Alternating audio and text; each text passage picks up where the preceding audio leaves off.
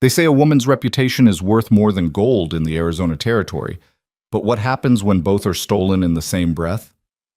On a scorching afternoon in 1882, Lydia Hale learned that survival isn't about what you lose, it's about who's watching when you fall. One man destroyed her name with a lie. Another saw through it with a single glance. This is the story of a spare room, a second chance, and two broken hearts that built something unbreakable. Stay until the end, hit that like button, and comment your city below so I can see how far this story travels. Now let me take you back to that dusty street where everything changed. The sun hung over Copper Springs like a punishment, beating down on the rutted main street with the kind of heat that made even the dogs seek shade. It was the third week of August, and the Arizona desert showed no mercy. Dust devils spun lazy spirals at the edge of town, and the wooden sidewalks radiated warmth through boot leather. Most sensible folks had retreated indoors during the worst of the afternoon heat, leaving the street nearly empty except for a few horses tied to hitching posts, their heads drooping in the oppressive stillness, which meant that everyone inside the surrounding buildings had a perfect view when Martha Pritchard threw open the doors of her boarding house and sent Lydia Hale stumbling onto the porch. "Out! Get out of my establishment, you thieving wretch!" Lydia caught herself against the railing, her worn carpet bag landing in the dust at the bottom of the steps. Her dark hair had come loose from its pins, falling across her face, and her calico dress, the nicer of the two she owned, was wrinkled from being shoved. She was 26 years old, and in that moment she felt every hard year of her life pressing down on her shoulders. "Mrs. Pritchard, please," she began, her voice steady despite the trembling in her hands. "Don't you please me?" Martha was a formidable woman, built like a rain barrel and twice as sturdy, with iron gray hair pulled back so tight it seemed to stretch her face. She stood in the doorway with her arms crossed, her expression carved from granite. "I won't have a thief under my roof, Mr. Thornton's pocket watch gone missing, and you the only one who cleans his room. The evidence speaks for itself. I never touched his watch." Lydia lifted her chin, meeting the older woman's eyes directly. "I've never stolen anything in my life." "That's what they all say." Martha sniffed, her mouth puckering like she'd bitten into something sour. "Mr. Thornton is a respected businessman in this town. You're just a—" She paused, letting the silence fill with implication. "A woman with no people, no references, and now no employment. Who do you think folks will believe?" Behind Martha's substantial form, other faces appeared in the boarding house windows.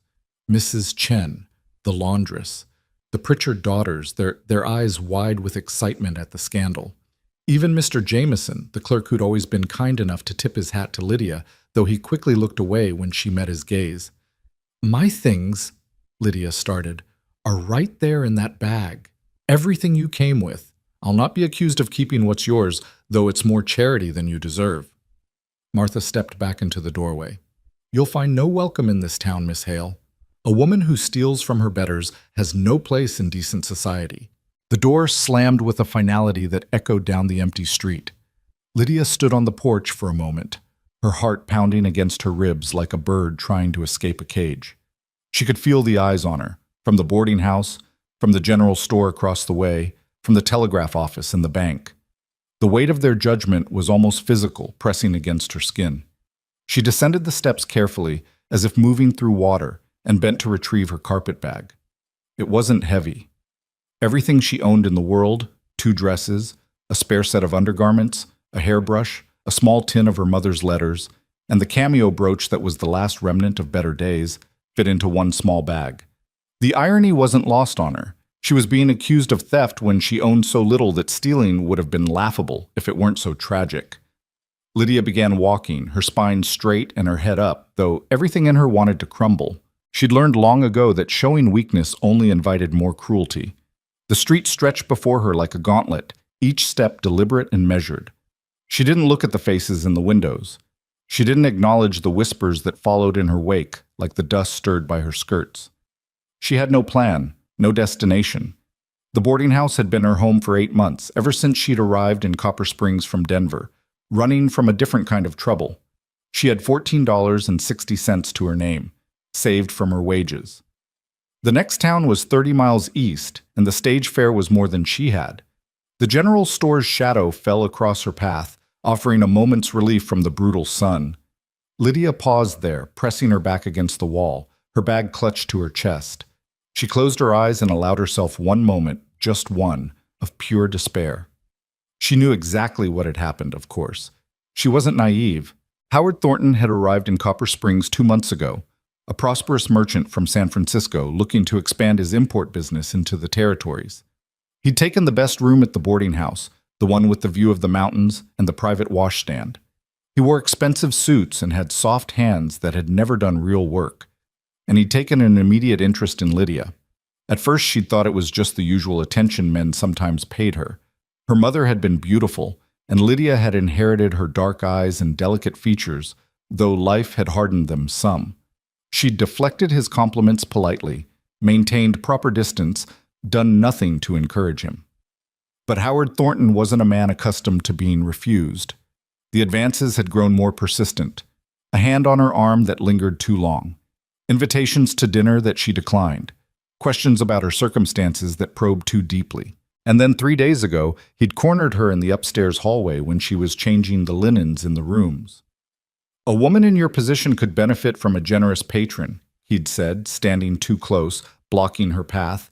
His breath had smelled of cigars and whiskey, even though it was only mid-morning. "I could set you up in a little house, nice dresses, security. All you'd have to do is be appreciative." Lydia had looked him straight in the eye. "I'd rather starve, Mr. Thornton." His expression had changed then, the veneer of genteel charm falling away to reveal something cold and mean underneath.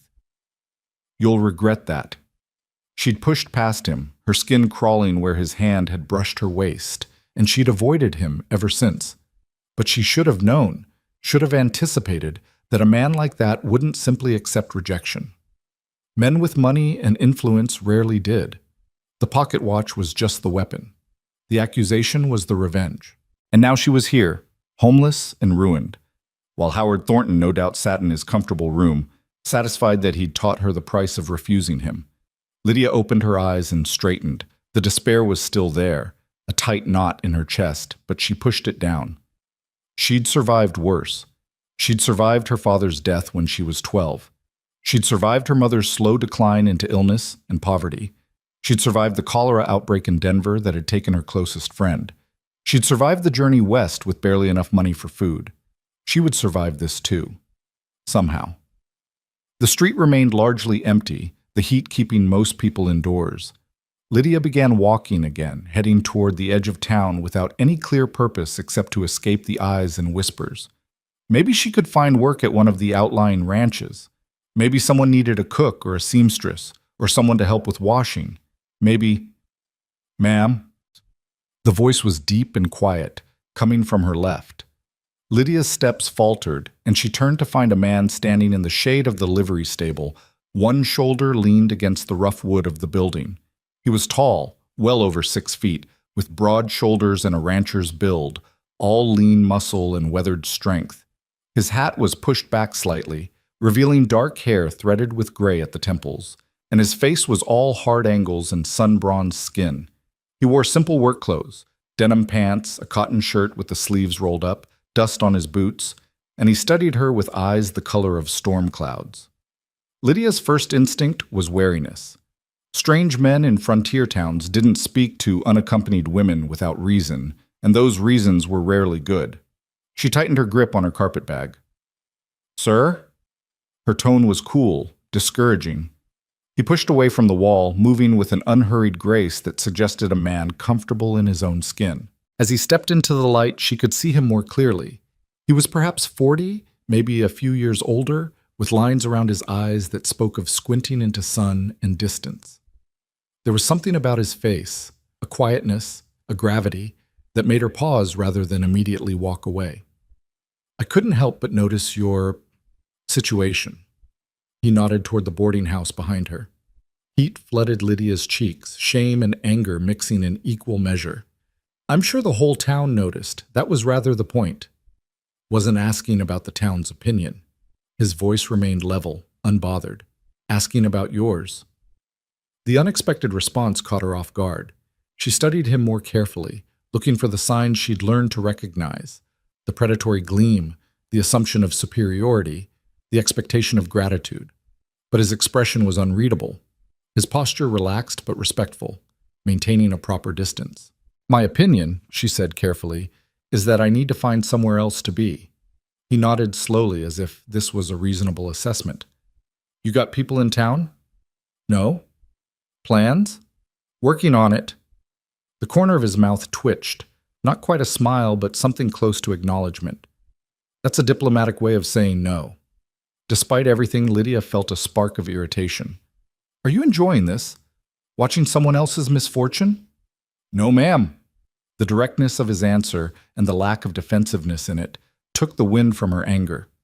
"I'm deciding whether to make an offer or mind my own business." "I don't need charity." "Didn't offer any." He adjusted his hat, his movements deliberate. "Got a ranch about 8 miles north of here. Run it alone since my wife passed 2 years back. There's a spare room in the house, used to be for hired hands before I had to let them go. Room's yours if you want it. In exchange, you help with cooking, mending, basic household tasks. Honest work for honest accommodation." Lydia stared at him, trying to process what he was saying. A stranger, a man, was offering her shelter? Every instinct screamed danger. Women didn't go to isolated ranches with men they didn't know. That was how they ended up ruined, or worse, or simply disappeared into the vastness of the territory with no one to notice or care. "I don't even know your name," she said. "Ethan Cole." He didn't offer his hand, seeming to understand that she wouldn't take it. "Own the Triple Creek Ranch. You can ask anyone in town about me. I'm no angel, but I'm no devil either. Had the same ranch for 15 years, been in this territory my whole life. There's a lock on the spare room door. You'd have privacy. I'm not asking for anything improper, and I'm not offering anything but what I said. Work in exchange for a roof." "Why?" The question burst from her before she could stop it. "You don't know me. You don't know if I'm actually a thief or not." Ethan was quiet for a moment, his gaze steady on her face. When he spoke, his voice was softer. "I know what I saw. Saw you walk out of that boarding house with your head up even though you were humiliated. Saw you keep your dignity when it would have been easier to cry or rage. That tells me more about your character than any accusation from a man in a fancy suit. You saw what happened. Was across the street at the smithy, heard the whole thing." He paused. "Also heard Thornton bragging at the saloon last week about how he was going to teach some uppity woman her place. Didn't take much to figure out who he meant when I saw you thrown out today." The validation, the simple acknowledgement that she'd been wronged, hit Lydia with unexpected force. Her throat tightened and she had to blink rapidly to keep tears from forming. She'd expected to carry this alone, to have everyone believe the lie simply because Howard Thornton had money and influence. "I never touched his watch," she whispered. "Didn't think you did." Ethan's tone remained matter-of-fact, as if her innocence was obvious and unremarkable. "Man like that doesn't care about a watch. Cares about power, about making sure a woman who said no pays for it." They stood in silence for a moment, the heat pressing down around them. From somewhere down the street came the sound of a piano being tuned, the discordant notes drifting through the still air. A wagon rattled past, the driver carefully not looking in their direction. Lydia's mind raced through her options. She could refuse Ethan Cole's offer, could try to make it on her own, could use her meager savings to what? Sleep under the stars until the money ran out? Try to find work in a town where everyone now believed she was a thief? Walk 30 miles to the next settlement with no guarantee of anything better? Or she could accept help from a stranger who might be exactly what he claimed, a widower who needed help and was offering fair exchange, or might be something far more dangerous. "How do I know I can trust you?" she asked quietly. Ethan considered this, his expression thoughtful. "You don't. Same way I don't know if you'll rob me blind or burn down my house. Trust isn't something you know, it's something you build or you don't. I can tell you I'll keep my word, can tell you I'll respect your space and person, but words are easy. Actions are what matter." "That's not particularly reassuring." "No," he agreed. "I suppose it's not. But it's honest, which counts for something." He straightened, preparing to leave. "Offer stands if you want it. I'll be at the livery for another hour. getting my horse shod. After that, I'm heading home. You decide you want to take the chance, you're welcome to ride out with me. You decide you don't, I'll respect that too and wish you well." He turned to go, then paused. "One more thing. The work's real. I'm not looking for easy labor or someone to take advantage of. Ranch is struggling some since I lost my hands. Can't afford to pay wages right now, which is why I'm making the offer I am. You'll earn your keep, and it won't always be pleasant, but you'll be safe, and you'll be treated with respect. That's my word for what it's worth to you." With that, he walked away, his long stride carrying him back toward the livery stable. Lydia watched him go, her mind a whirl of confusion and calculation and desperate hope that she didn't want to acknowledge. She looked down at her carpet bag, at the boarding house behind her, at the town that had already judged and condemned her. She thought about Howard Thornton's satisfied smirk, about Martha Pritchard's righteous anger, about all the people who'd watched her fall and done nothing. Then she thought about Ethan Cole's steady gray eyes, about the way he'd spoken to her like she was a person worthy of respect rather than an object of pity or scorn, about the fact that he'd asked nothing of her except honest work, had offered her agency even in his proposal. It was foolish. It was dangerous. It was possibly the worst decision she could make. But then again, staying in Copper Springs was impossible, and she had nowhere else to go. Lydia took a deep breath, adjusted her grip on her bag, and began walking toward the livery stable. The interior of the stable was blessedly cool after the harsh sunlight, smelling of hay and horse and leather. Her eyes took a moment to adjust to the dimness. She could hear voices from the back. Ethan Cole speaking in low tones to someone, probably the blacksmith. She waited, her resolve wavering with each passing second. This was insane. She should leave. She should find another way. But there was no other way. Footsteps approached, and Ethan emerged from the shadows leading a large bay horse, freshly shod. He saw her standing there and stopped, his expression carefully neutral. "Made a decision?" he asked. Lydia nodded, not trusting her voice. "And?" She forced herself to meet his eyes. "I'll take your offer, Mr. Cole. With conditions." Something that might have been approval flickered across his face. "I'd expect nothing less." "What conditions?" "The lock on the door you mentioned. It works?" "It works." "And you give me your word that you'll respect my privacy and person? That this is truly just an arrangement for labor in exchange for accommodation?" "You have my word.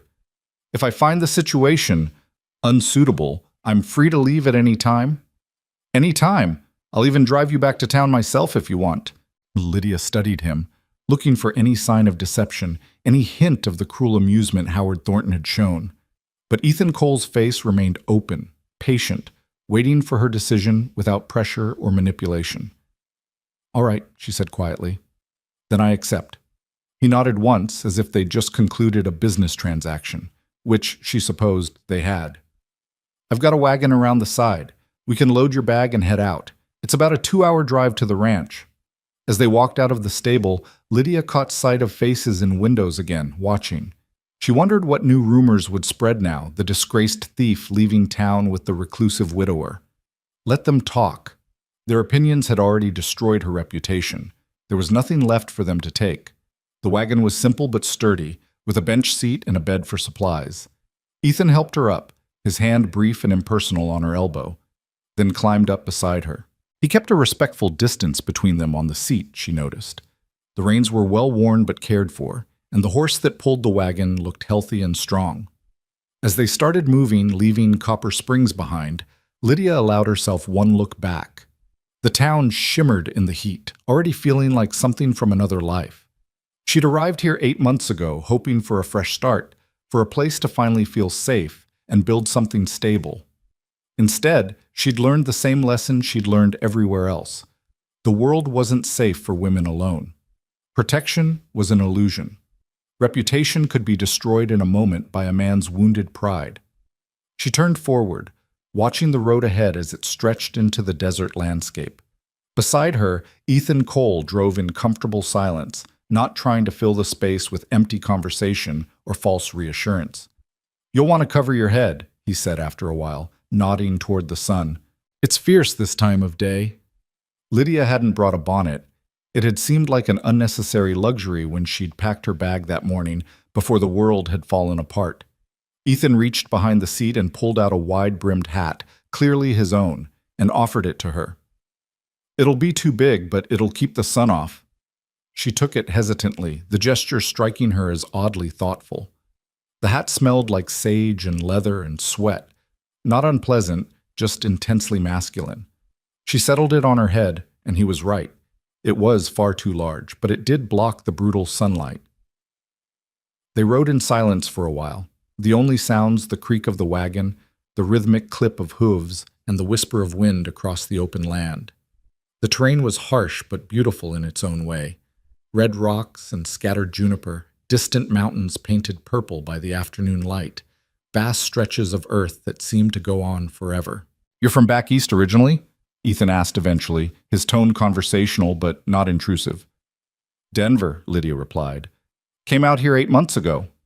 He nodded, didn't press for details. She appreciated that.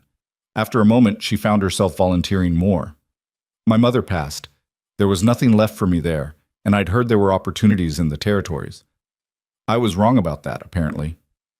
"Copper Springs isn't the whole territory," Ethan said.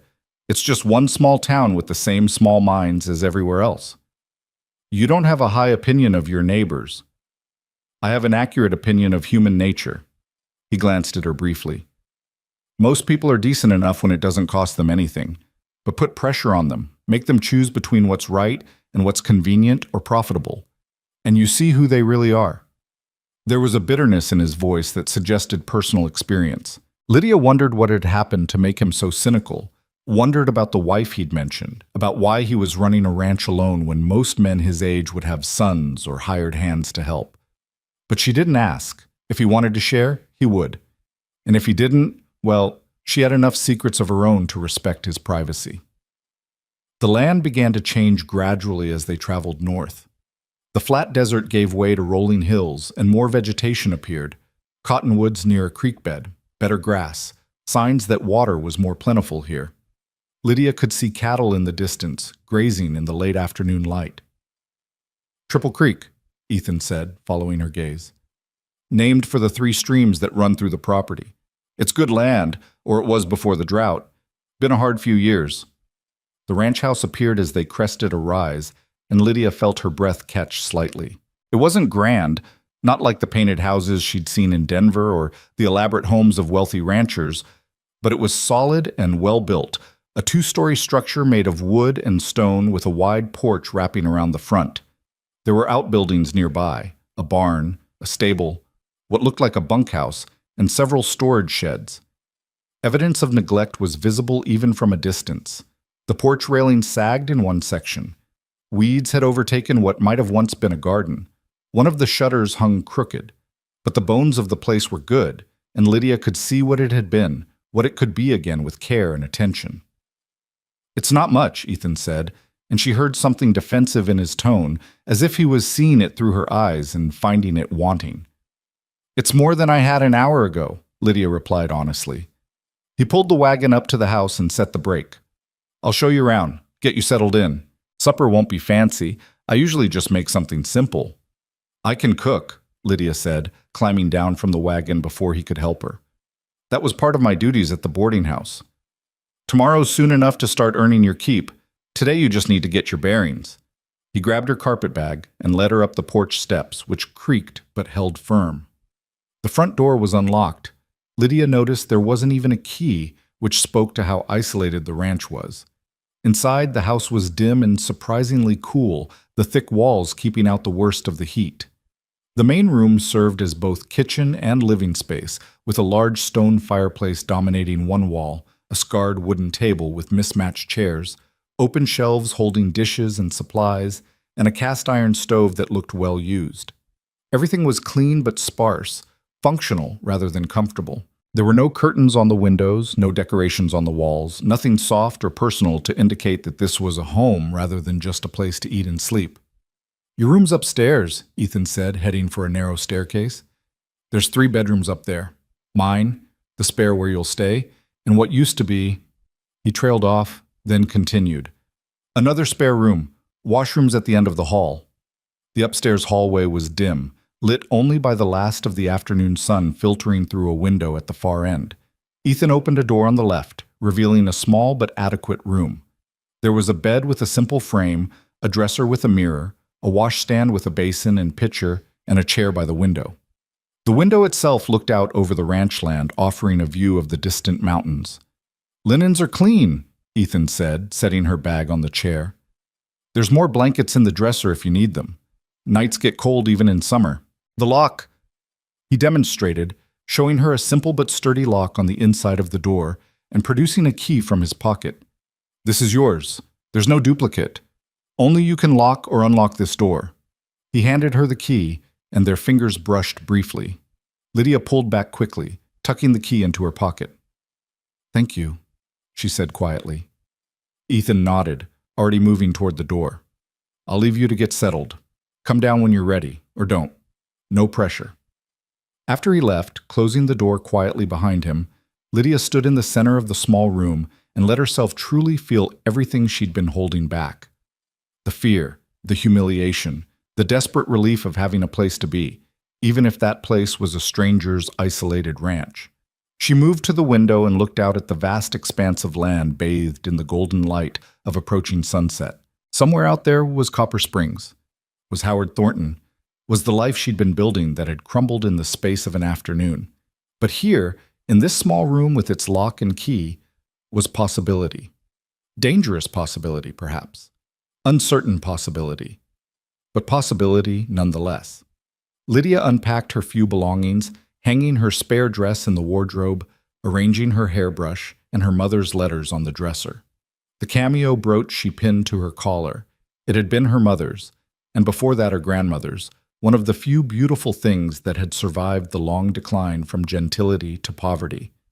Wearing it made her feel less alone. When there was nothing left to unpack, she locked the door from the inside and lay down on the bed, just for a moment. The mattress was surprisingly comfortable, the pillow soft. Through the window she could hear the sounds of the ranch, distant cattle, the wind in the cottonwoods, the creak of the windmill pumping water. For the first time in hours, Lydia allowed herself to close her eyes without fear. Downstairs, Ethan Cole stood at his kitchen window, looking out at the land he'd built his life on, and wondered if he'd just made the best or worst decision of his life. He hadn't been lying when he told Lydia Hale that he'd witnessed her humiliation. He'd been getting his horse shod, as he did every few months, when he'd heard Martha Pritchard's voice raised in righteous fury. Like everyone else, he'd looked out to see what the commotion was, and he'd seen a young woman being cast out like refuse. What had made him step forward, though? What had made him speak to her when every instinct of self-preservation told him to mind his own business? Was the way she'd held herself, that straight spine, that lifted chin, that refusal to let them see her break. It had reminded him of someone. Ethan turned from the window and busied himself with preparing a simple meal. Beans, cornbread, some of the salt pork he kept in the cold cellar. Mechanical tasks that kept his hands busy and his mind from wandering down paths he'd blocked off 2 years ago. But as he worked, he couldn't help wondering if he'd invited trouble into his carefully constructed solitude. A woman in the house again. Voices in the empty spaces. The presence of someone other than himself in these rooms that had grown so familiar in their silence. He'd meant what he said about needing help.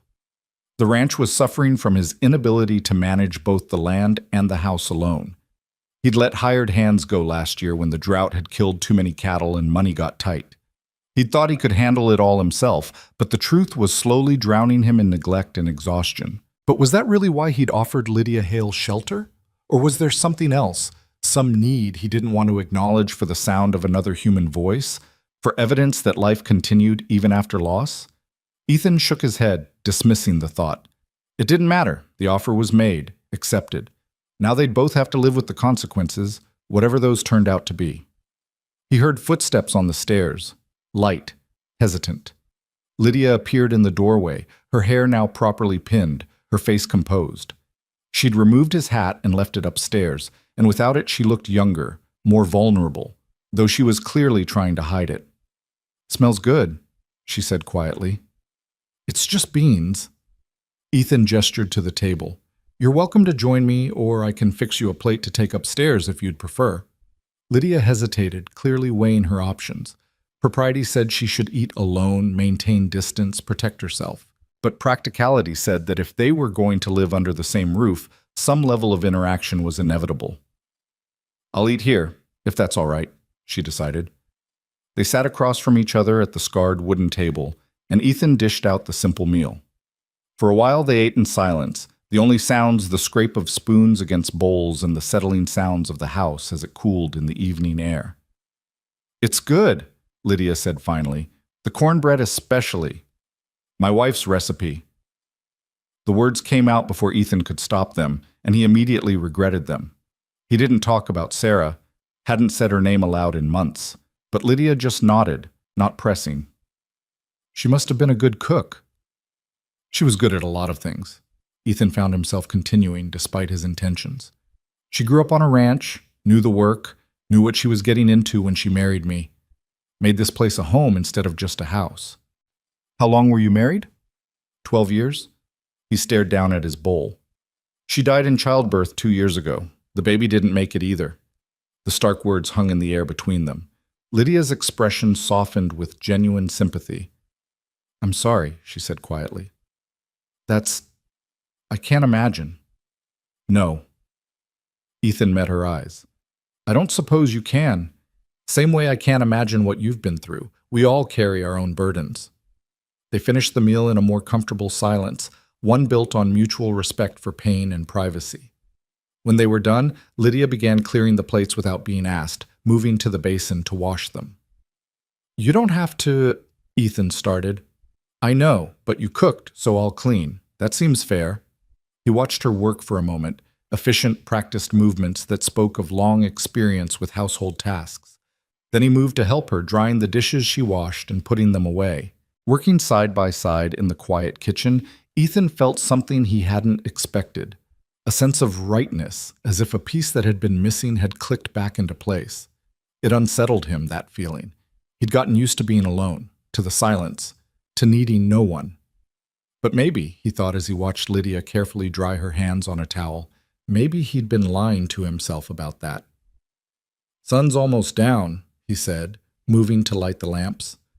"Days start early on a ranch, first light usually, but tomorrow you can sleep in, get your bearings. No rush." "I'd rather start as I mean to continue," Lydia replied. "First light is fine."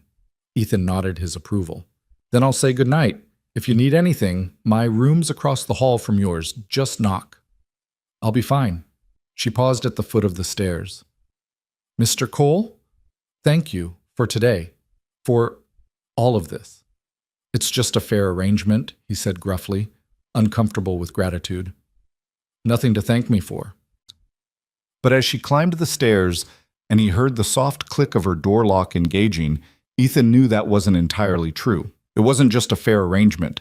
It was a second chance, for both of them, at something neither had dared to hope for. Whether that something was simply survival or something more, only time would tell. The first morning came earlier than Lydia expected. She woke to the sound of a rooster crowing somewhere in the distance, the sky outside her window still more gray than blue. For a moment she forgot where she was. The unfamiliar ceiling, the different quality of light, the absence of Mrs. Pritchard's boarding house sounds. Then memory returned in a rush. The accusation, the humiliation, Ethan Cole's unexpected offer. She dressed quickly in the dim pre-dawn light, braiding her hair and pinning it up securely. Her reflection in the dresser mirror showed a woman who looked tired but determined, and that would have to be enough. Downstairs, she could already hear movement, the clank of the stove being stoked, the scrape of a chair. When she entered the kitchen, Ethan was already dressed in his work clothes, his hair damp as if he'd splashed water on his face. He looked up from the coffee pot he was filling, and something flickered across his face. Surprise, maybe, or approval. "Didn't think you'd actually be up," he said. "I said I would be." Lydia moved to the stove, assessing what was available.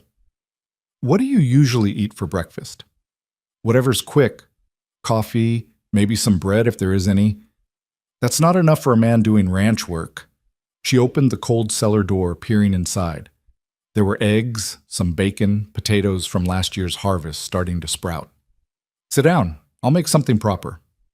Ethan looked like he wanted to argue, but instead he poured 2 cups of coffee and sat at the table, watching her move around his kitchen with the ease of someone who'd spent years preparing meals in unfamiliar spaces.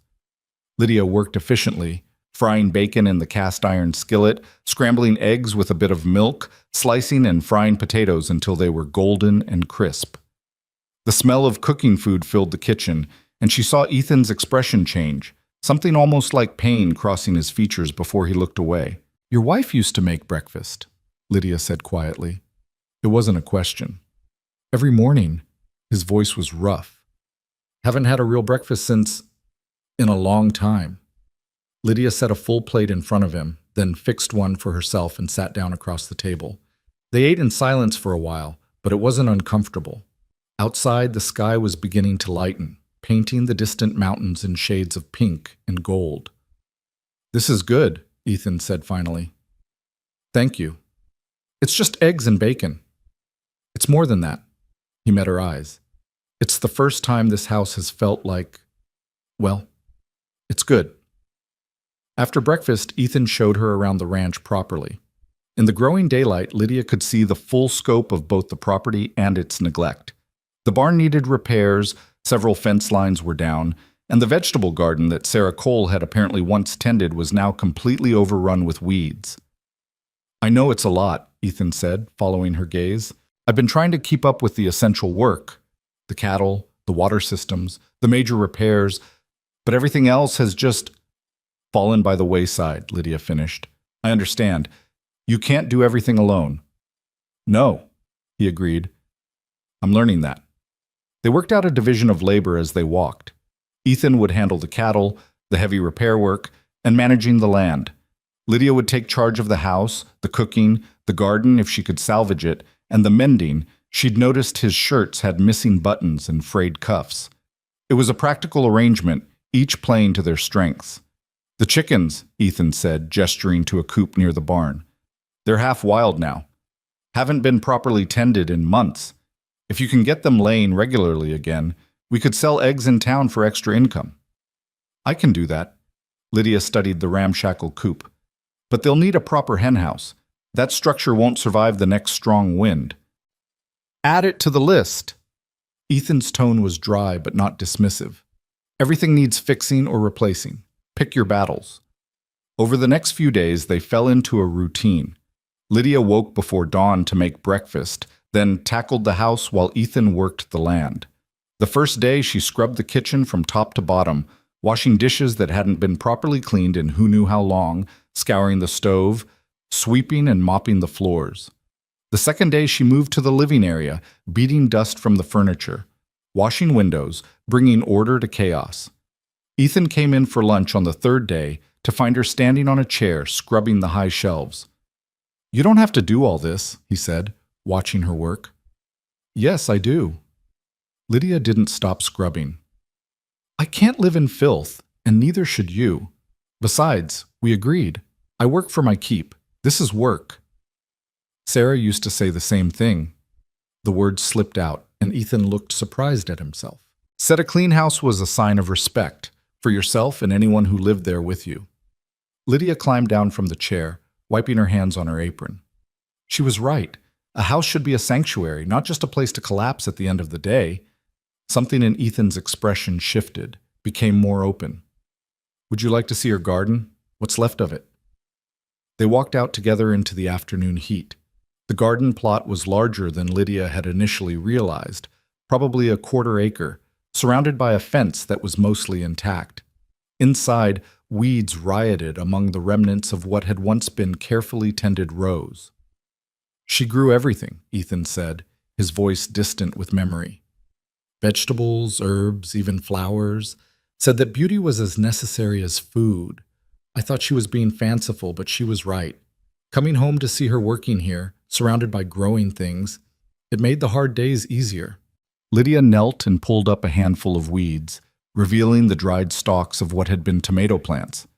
Some of the perennials might still be viable. The asparagus bed, if she had one, maybe some of the herbs. And it's not too late to plant a fall garden, lettuce, radishes, carrots, greens. "You know gardening?" "My mother gardened. We had a small plot behind our house in Denver. It was one of the things that kept us fed when money was tight. She stood, brushing dirt from her hands. If you can spare the water, I can bring this back. Water we have, thanks to the 3 creeks. Take what you need.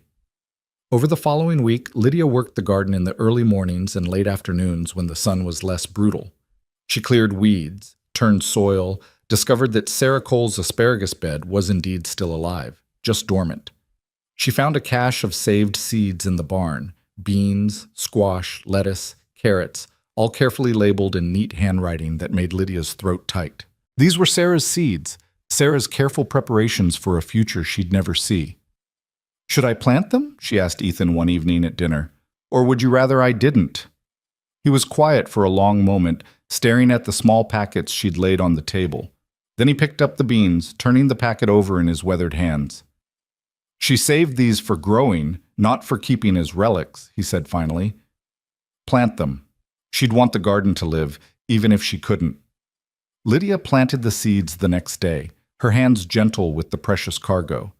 As she worked, she found herself talking to the absent Sarah, telling her about the weather, about how Ethan was doing, about the house and the plans Lydia had for fall preserving if the garden produced.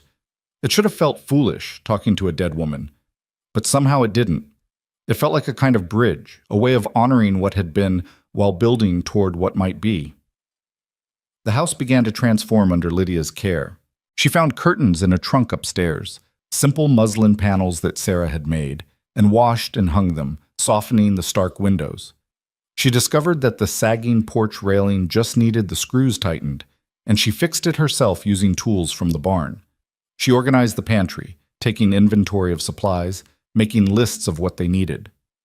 "You're running this place like a military campaign," Ethan observed one evening, seeing her carefully written lists.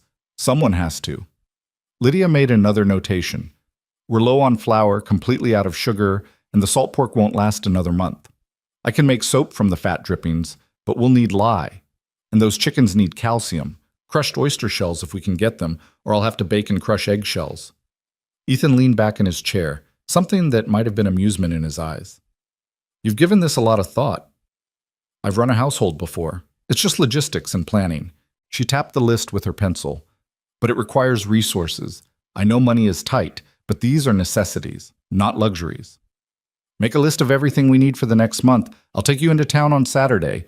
We can stock up, and you can show your face. Let people see you're doing fine." Lydia's hand stilled on the paper. She hadn't been back to Copper Springs since the day of her disgrace. The thought of returning, of facing those judgmental stares and whispered comments, made her stomach clench. "I don't need to go into town," she said carefully. "You can do the shopping." "Could," Ethan agreed. "But I won't. You didn't do anything wrong, Lydia. Walking around like you're ashamed just confirms their lies. You go in with your head up, same as you walked out of that boarding house. Show them you're not broken." "I'm not sure I'm that brave." "Yes, you are." His tone was matter-of-fact. "You get up every morning and work until you're exhausted. You've turned this house around in 2 weeks. You face a stranger's isolated ranch without knowing if you'd be safe. That's brave. Going into town is just showing up." Saturday came too quickly. Lydia dressed in her better dress, pinned her mother's cameo at her throat like armor, and climbed into the wagon beside Ethan. Her hands were clenched tight in her lap, her spine rigid with tension. "Breathe," Ethan said quietly as they approached the town. "Remember, you've done nothing wrong. That's the truth. And truth doesn't change just because small people tell lies." The streets of Copper Springs were busy with Saturday shoppers. Lydia felt the stares as soon as they arrived, heard the whispers start like wind through grass. Ethan helped her down from the wagon, his hand steady on her elbow, and they walked into the general store together. The conversation inside died the moment they entered. Mr. Hartley, the store owner, looked up from his ledger, his expression conflicted. Behind the counter, his wife's face hardened with disapproval. "Ethan," Mr. Hartley said cautiously, "didn't expect to see you today. Need supplies." Ethan handed over Lydia's carefully prepared list. "Everything on there, plus 20 pounds of flour and 10 of sugar." Mrs. Hartley's gaze fixed on Lydia with unconcealed hostility. "I'm surprised you'd bring her here, Ethan, after what she did." "After what was done to her, you mean?" Ethan's voice was calm but firm. Miss Hale was falsely accused by a man seeking revenge. I was there. I know what happened. You can't possibly believe, Mrs. Hartley started. I know what I saw and heard. Howard Thornton is a vindictive coward who couldn't handle being refused. He manufactured an accusation to destroy an innocent woman's reputation. Ethan met the woman's eyes steadily. And this town was all too ready to believe him because it was easier than standing up for what's right. The silence in the store was profound. Lydia stood frozen, hardly daring to breathe. No one had defended her, not since this nightmare began. And here was Ethan Cole, practically a stranger, speaking truth to a room full of people who wanted to believe the lie. Mr. Hartley cleared his throat uncomfortably. Well, that is, we don't know all the circumstances. No, Ethan interrupted. You don't, but you were willing to condemn anyway. Now, are you going to fill this order, or do I need to take my business to the next town? No, of course I'll fill it. Mr. Hartley took the list with shaking hands. Give me a few minutes. While they waited, Lydia became aware of other people entering the store. Mrs. Chen, the laundress from the boarding house, and behind her, surprisingly, Mr. Jameson, the clerk who'd looked away during her humiliation. Mrs. Chen approached hesitantly. Miss Hale, she said quietly, I want you to know, I never believed it. You were always honest, always kind. What Martha did to you was wrong. Then why didn't you say something? The words came out sharper than Lydia intended, but she couldn't help it. Why did you just stand there? Mrs. Chen's eyes filled with tears. Because I'm a Chinese woman in a white town, and I have children to feed. Speaking up would have cost me everything. I'm not proud of my silence, but I'm not strong like you. The honest answer deflated Lydia's anger. She understood survival, understood the impossible choices women had to make in a world that gave them so little power. I understand, she said finally. Thank you for saying something now. Mr. Jameson stepped forward next, hat in hand. Miss Hale, I owe you an apology. I knew Howard Thornton was lying. I'd heard him at the saloon too, making threats. But I said nothing because I'm a coward, I suppose. I'm sorry for that. Thank you, Mr. Jameson. Lydia's voice was stiff but not unkind. By the time their supplies were packed and loaded, a small crowd had gathered outside the store. Some faces were still hostile, but others had shifted, doubt creeping in where certainty had been, shame replacing self-righteousness. Martha Pritchard stood across the street, her arms crossed, her expression sour. Lydia met her gaze directly, refusing to look away, and eventually it was Martha who turned aside, disappearing into her boarding house. On the ride home, Lydia felt something loosening in her chest. Not quite relief, but perhaps the beginning of it. You didn't have to do that, she said to Ethan. Defend me like that. It could damage your reputation too. My reputation can handle it, and someone needed to tell the truth. He glanced at her.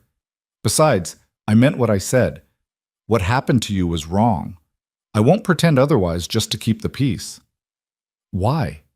The question burst out of her. Why do you care? You barely know me. Ethan was quiet for a long moment, the wagon wheels creaking rhythmically beneath them. When Sarah died, he said finally, this whole town came to pay respects, brought food, offered help, said all the right things, but within a month they'd all gone back to their lives. I was drowning in grief and work, and no one noticed or cared because I was just expected to handle it alone. That's when I learned that most people's kindness is shallow.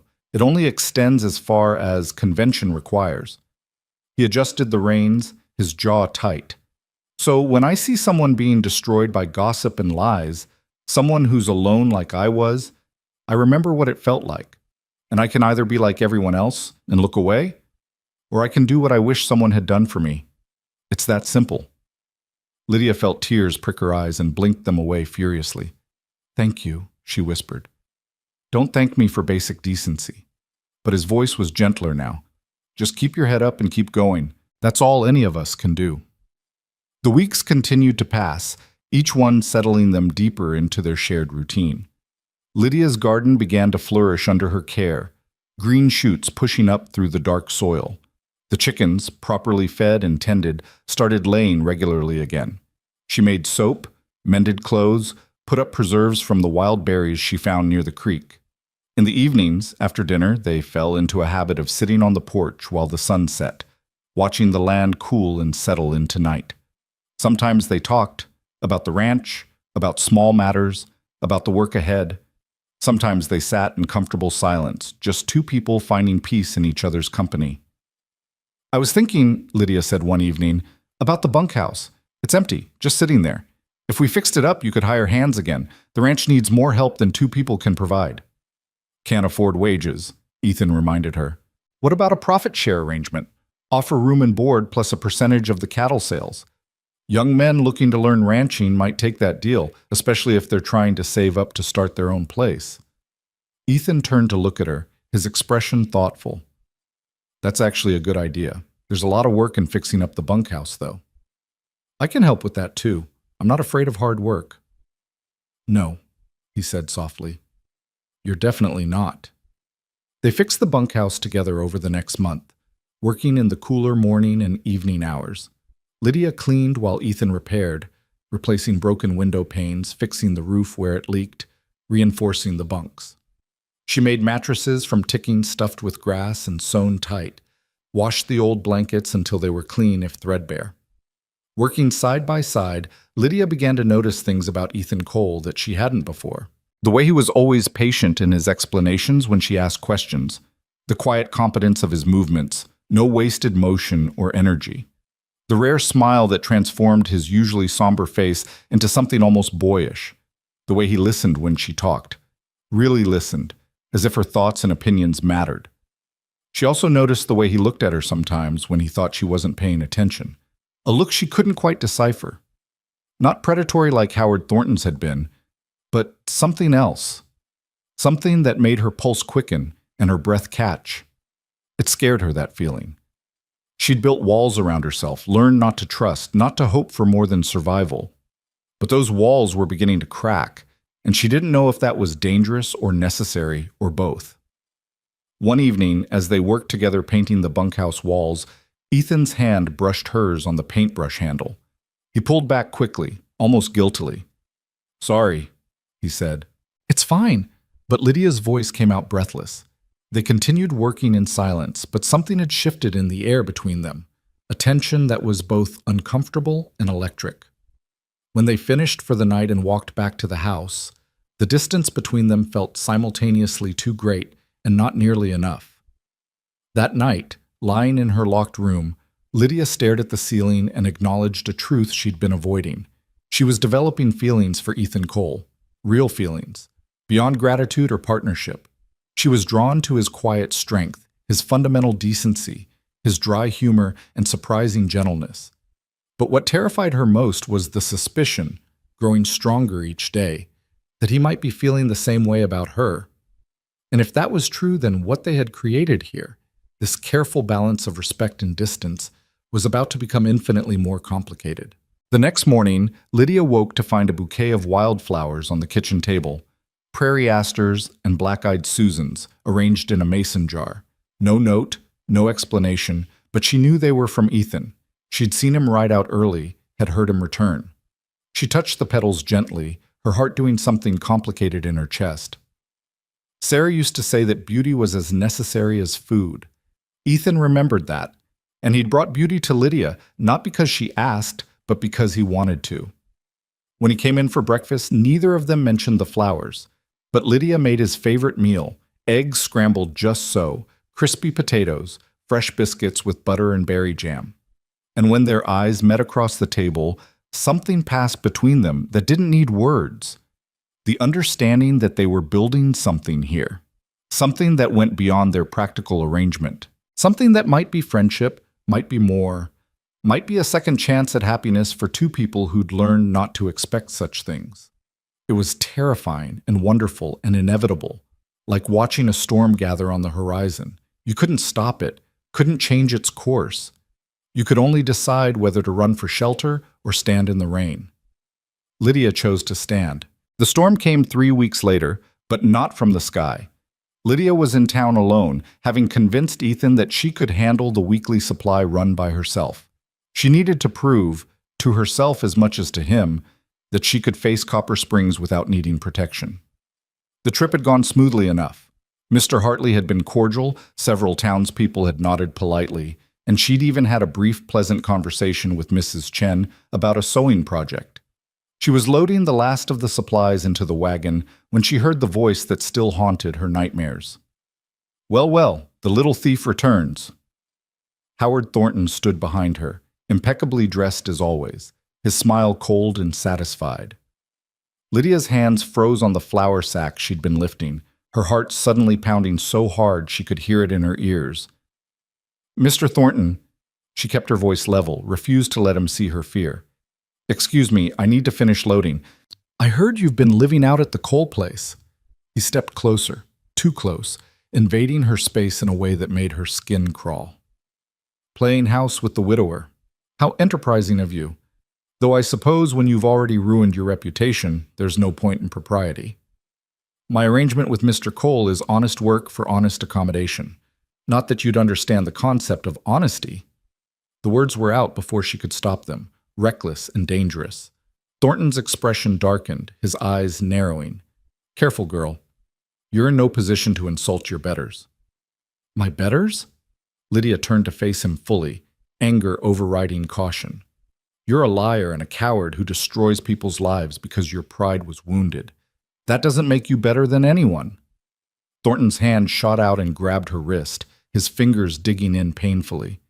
"You're going to regret that mouth of yours. I destroyed you once. I can do it again, and this time I'll take Cole down with you." "Let go of me." Lydia tried to pull away, but his grip tightened. "I'll let go when I'm ready. You need to learn." "The lady asked you to let go." The new voice was cold and hard, and Thornton's head snapped around to find Ethan Cole standing a few feet away. Lydia hadn't heard him approach, but he was there now, his posture deceptively relaxed, but his eyes deadly serious. "This is none of your concern, Cole," Thornton said, but his hand loosened on Lydia's wrist. "When a man puts his hands on a woman against her will, it becomes everyone's concern. Let her go, now." For a moment, Lydia thought Thornton might refuse, might push this into an actual confrontation, but something in Ethan's expression, a quiet promise of consequences, made him release her wrist and step back. "This isn't over," Thornton said, his voice low and venomous. "You've made an enemy today, Cole. Both of you." "I'll survive." Ethan moved to stand beside Lydia, his presence solid and protective without being overbearing. "Now, unless you've got actual business here, I suggest you move along." Thornton's face flushed red with anger and humiliation, but he was smart enough not to escalate further. He turned and stalked away, his expensive boots clicking sharply on the wooden sidewalk. Lydia realized she was shaking. Ethan gently took the flour sack from her trembling hands and loaded it into the wagon himself. "You all right?" he asked quietly. "I'm fine. I shouldn't have said those things to him. I made it worse." "You told the truth. That's never wrong." Ethan helped her into the wagon seat, then climbed up beside her. "But he's right about one thing. He'll come after us now. We need to be prepared for that." The ride home was tense and silent. Lydia's wrist throbbed where Thornton had grabbed her, and she knew there would be bruises. More than the physical pain, though, she felt a deep sense of dread. She'd brought trouble to Ethan's door just as she'd feared from the beginning. "I should leave," she said suddenly as they turned onto the ranch road, "before he does something to hurt you or the ranch. This is my problem, not yours." Ethan pulled the wagon to a stop, so abruptly that Lydia had to grab the seat to steady herself. He turned to face her, his expression fierce. "Don't!" His voice was rough with emotion. "Don't you dare run because some small man makes threats. You belong here now. This is your home as much as mine." "But if he... let him try. I've faced down rustlers, drought, disease, and loss that nearly broke me. Howard Thornton doesn't scare me." He reached out, then hesitated, his hand hovering near hers. "Unless you want to leave. Unless you're unhappy here. That's different. But don't leave because you're trying to protect me. I'm a grown man. I make my own choices." Lydia looked at his hand, still suspended between them, and made a choice of her own. She took it, lacing her fingers through his. His palm was calloused and warm, and the contact sent electricity through her entire body. "I don't want to leave," she whispered. "I'm just afraid of what might happen." "Then we face it together." Ethan's thumb brushed across her knuckles, the gesture achingly tender. "I'm not letting him hurt you again, Lydia. I promise you that." They sat there for a moment, hands joined, something profound shifting between them. Then Ethan released her hand and clicked to the horses, continuing toward home. But everything had changed in that brief contact, that shared promise. The trouble came faster than either of them expected. 3 days after the confrontation in town, a writer appeared at the ranch with an official-looking document. It was a complaint filed with the territorial marshal, claiming that Ethan was harboring a known thief and demanding her immediate removal from his property. "This is ridiculous," Ethan said, crumpling the paper in his fist. "Thornton has no legal standing to demand anything." "But he has influence," Lydia said, her voice hollow. "Money buys a lot in the territories. If he pushes this, if he gets the marshal involved, then we fight it. We tell the truth. The truth didn't matter before, Ethan. Why would it matter now?" She paced the kitchen, her mind racing. "He's going to keep doing this. He'll make your life hell until you give in and send me away. Every business dealing, every interaction with town, he'll poison it all." Ethan caught her shoulders gently, stopping her frantic movement. "Look at me." He waited until she met his eyes. "I have an idea. It's drastic and it's fast and you can say no. But it would solve this problem permanently." "What idea?" He took a deep breath. "Marry me." The words hung in the air between them, impossible and unexpected. Lydia felt her heart stop, then restart with a painful thud. "What?" "Marry me," Ethan repeated, his voice steadier now. "As my wife, you'd have legal protection, social standing. Thornton couldn't touch you, and any claims about impropriety would be silenced immediately." That's insane. We barely know each other. We've been living here for 2 months, and you want to... I know it's fast. I know it's not romantic or traditional, but think about it practically. His hands were still on her shoulders, warm and grounding. "We work well together. We respect each other. We've built something here that functions. A marriage would just be making it official." "A marriage is more than a business arrangement, Ethan. I know that." Something flickered in his eyes, something that made Lydia's breath catch. "But it doesn't have to start as one. People have built real marriages from less. My grandparents had an arranged marriage. They grew to love each other over 50 years together. We'd have a foundation that a lot of couples don't. Mutual respect, shared purpose, genuine affection." "Affection," Lydia repeated, her voice barely a whisper. Ethan's hand slid down her arms, his touch sending shivers through her. "Did you think I brought you flowers just to be polite? Did you think I defended you in town out of pure principle? Lydia, I care about you. More than I planned to, more than I thought I could after Sarah. I'm not asking you to pretend feelings you don't have. But if there's any chance, any possibility that what's growing between us could become something real, then why not protect it? Why not give it a chance to survive?" Lydia's mind was spinning. Marriage. To Ethan Cole, the man who'd offered her shelter when she had nothing, who'd defended her honor, who'd shown her more kindness and respect in 2 months than most men showed in a lifetime. The man whose rare smiles made her heart race, whose quiet strength had become her foundation, whose presence had begun to feel like home. "I don't want you to marry me out of obligation," she said, "or as a solution to a problem. That's not fair to you." "What if I told you I'm not?" Ethan's voice dropped lower, more intimate. "What if I told you that I've been thinking about this for weeks? That having you here has made me feel alive again in a way I thought was gone forever? That I wake up looking forward to breakfast conversations and fall asleep hoping you'll still be here in the morning?" "Ethan, I'm not Sarah. You're not a replacement for her, but you're someone who makes me want to try again, want to build something new, want to believe that happiness is possible more than once in a lifetime." He cupped her face in his hands, his touch reverent. "So yes, marrying you would solve a practical problem. But it's not just about that. It's about choosing you, choosing us, choosing to fight for what we're building instead of letting someone like Thornton destroy it." Lydia felt tears sliding down her cheeks. This is crazy. Probably. A ghost of a smile touched his lips. But you came out to an isolated ranch with a stranger because you had nowhere else to go. You've rebuilt this place from neglect into a home. You stood up to Thornton even knowing the cost. You're not afraid of crazy when it's necessary. What if it doesn't work? What if we make this choice and regret it? Then we deal with it like adults. But Lydia, his thumb brushed away her tears. What if it does work? What if we take this chance and build something real? Isn't that possibility worth the risk?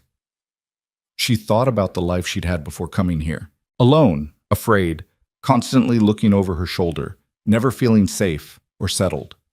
She thought about the past 2 months, the slow building of trust and routine and something that felt like belonging. She thought about Ethan's quiet presence across the breakfast table, his steady support, the way he looked at her when he thought she wasn't watching. She thought about the flowers in the mason jar, still fresh on the kitchen table.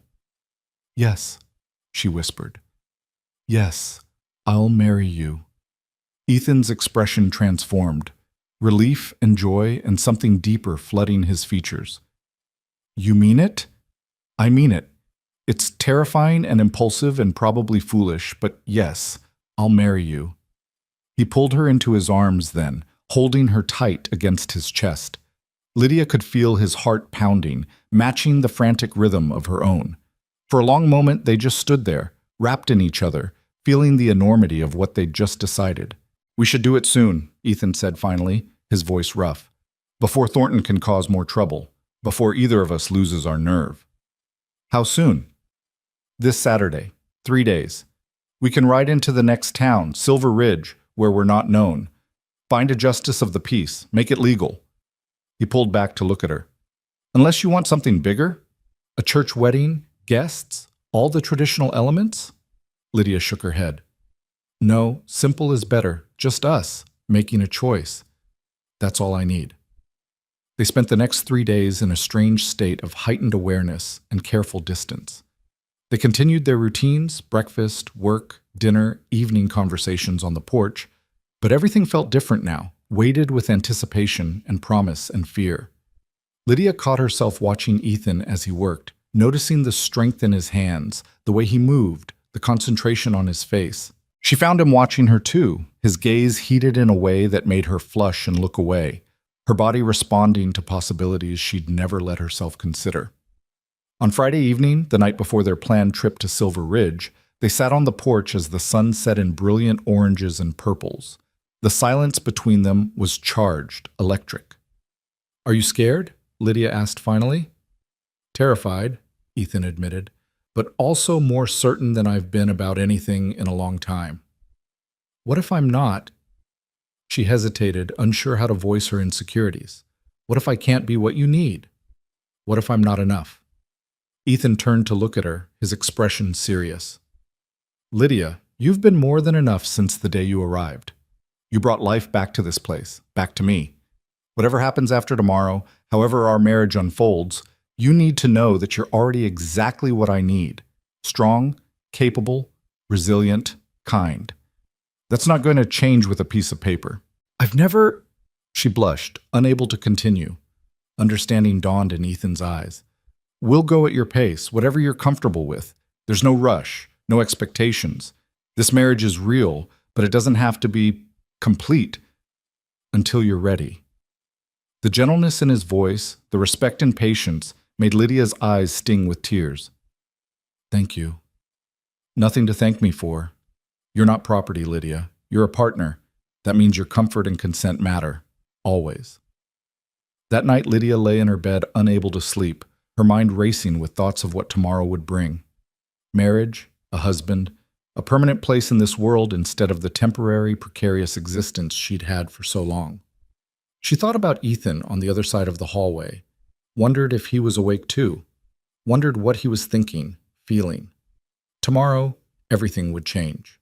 The careful distance they'd maintained would shift into something closer, more intimate, whether or not they consummated the marriage right away. Part of her was terrified, but a larger part, the part that had learned to recognize truth when she saw it, was filled with hope. The ride to Silver Ridge the next morning was quiet, but not uncomfortable.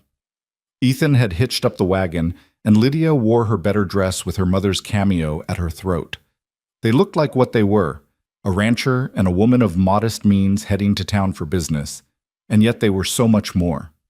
Silver Ridge was bigger than Copper Springs, a prosperous mining town with 2 main streets and actual brick buildings. Ethan drove directly to the courthouse, a solid structure at the center of town. Inside they found the justice of the peace, an older man with kind eyes and ink-stained fingers. His name was Judge Morrison, and he asked no questions beyond the basics, their names, their ages, whether they came freely to this marriage. "Do you have witnesses?" he asked. Ethan looked around the small office, then stepped into the hall and returned with 2 courthouse clerks who agreed to stand in. They were young women, sisters maybe, who smiled at Lydia with genuine warmth. "A wedding," one of them whispered. "How lovely." Judge Morrison began the ceremony, and Lydia felt reality crash over her in waves. This was happening. This was real. She was about to marry a man she'd known for 2 months, was about to tie her life to his in the most permanent way possible. "Do you, Ethan Cole, take this woman to be your lawfully wedded wife?" Judge Morrison asked. "I do." Ethan's voice was clear and strong, no hesitation. "And do you, Lydia Hale, take this man to be your lawfully wedded husband?" Lydia looked at Ethan, at his steady gray eyes, his weather-worn face, the quiet strength in every line of him. She thought about everything that had brought her to this moment, the betrayal, the humiliation, the desperate acceptance of a stranger's offer. And then she thought about what had grown from that desperate beginning: trust, respect, affection, hope. "I do," she said, and meant it. "Then, by the power vested in me by the territory of Arizona, I pronounce you husband and wife." Judge Morrison smiled. "You may kiss your bride, Mr. Cole." Ethan stepped closer, his hand gentle on Lydia's cheek. He leaned down slowly, giving her time to pull away if she wanted. But Lydia didn't pull away. She lifted her face to his, and their lips met in a kiss that was soft and careful and full of promise.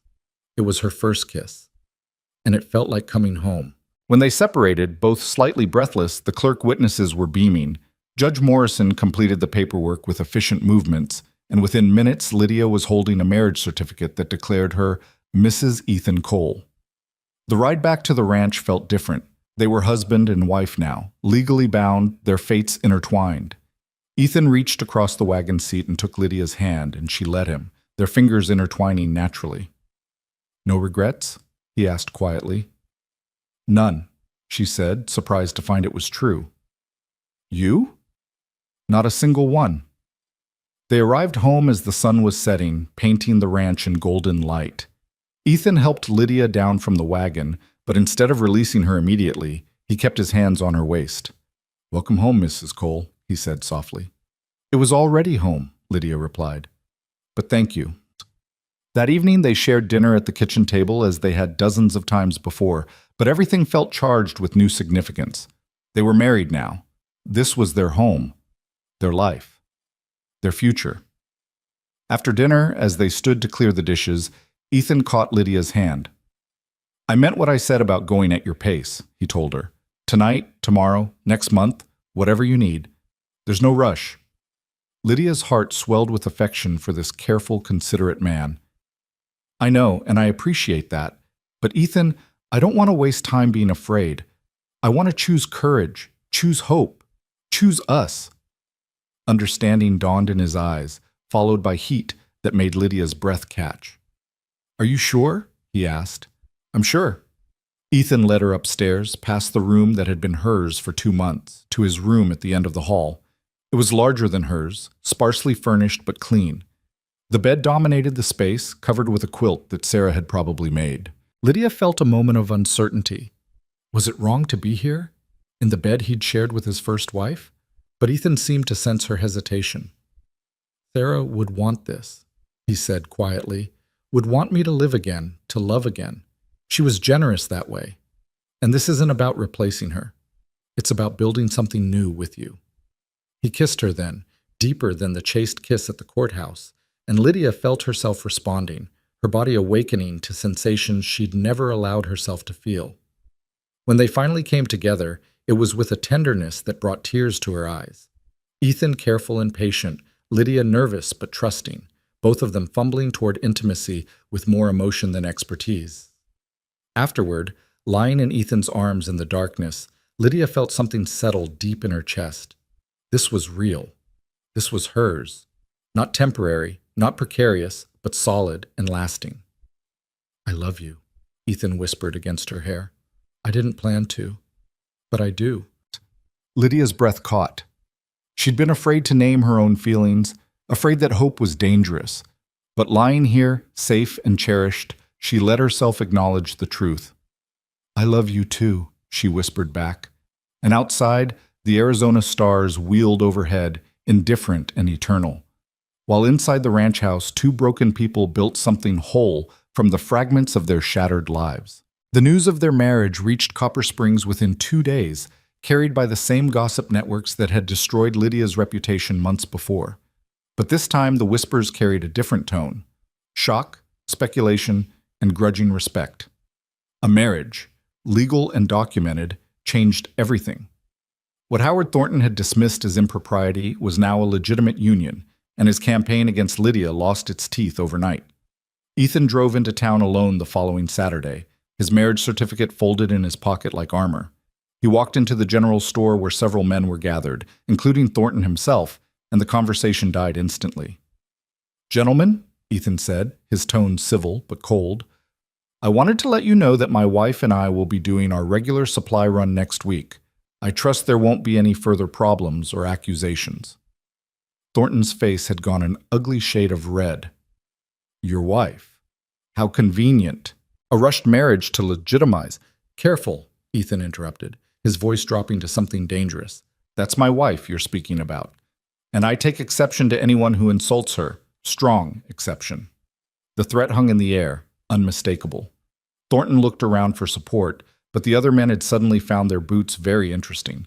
Even in a lawless territory, there were codes, and insulting a man's wife crossed lines that most wouldn't dare. "This isn't over, Cole," Thornton hissed. "Yes," Ethan said flatly. "It is. You've lost. Accept it with whatever grace you can muster and move on. Or keep pushing and find out exactly how unpleasant I can make things for a man who tries to destroy my family." He turned and walked out, leaving Thornton sputtering impotently behind him. When he returned to the ranch and told Lydia what had happened, she felt a weight lift from her shoulders that she'd been carrying for months. "It's really over?" she asked, almost afraid to believe it. "It's over." Ethan pulled her close, kissing her forehead. "You're safe now. Protected. Mine." The possessiveness in that last word should have frightened her, but instead it sent warmth flooding through her body. She was his, and he was hers. The thought was still new enough to make her breathless. Their marriage settled into a rhythm over the following weeks, a blend of the comfortable partnership they'd built and the growing intimacy of husband and wife.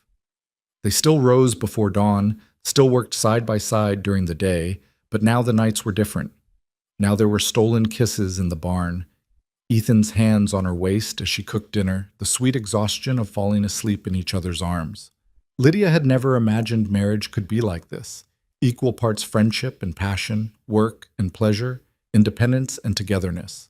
Ethan treated her as a partner in every sense, asking her opinion on ranch decisions, trusting her judgment, sharing both the burdens and the triumphs. When two young ranch hands responded to the profit share arrangement Lydia had suggested, it was she who interviewed them alongside Ethan, her assessment of their character given equal weight. When they decided to expand the cattle herd, she helped plan the finances, calculating costs and potential returns with a head for numbers that impressed even her husband.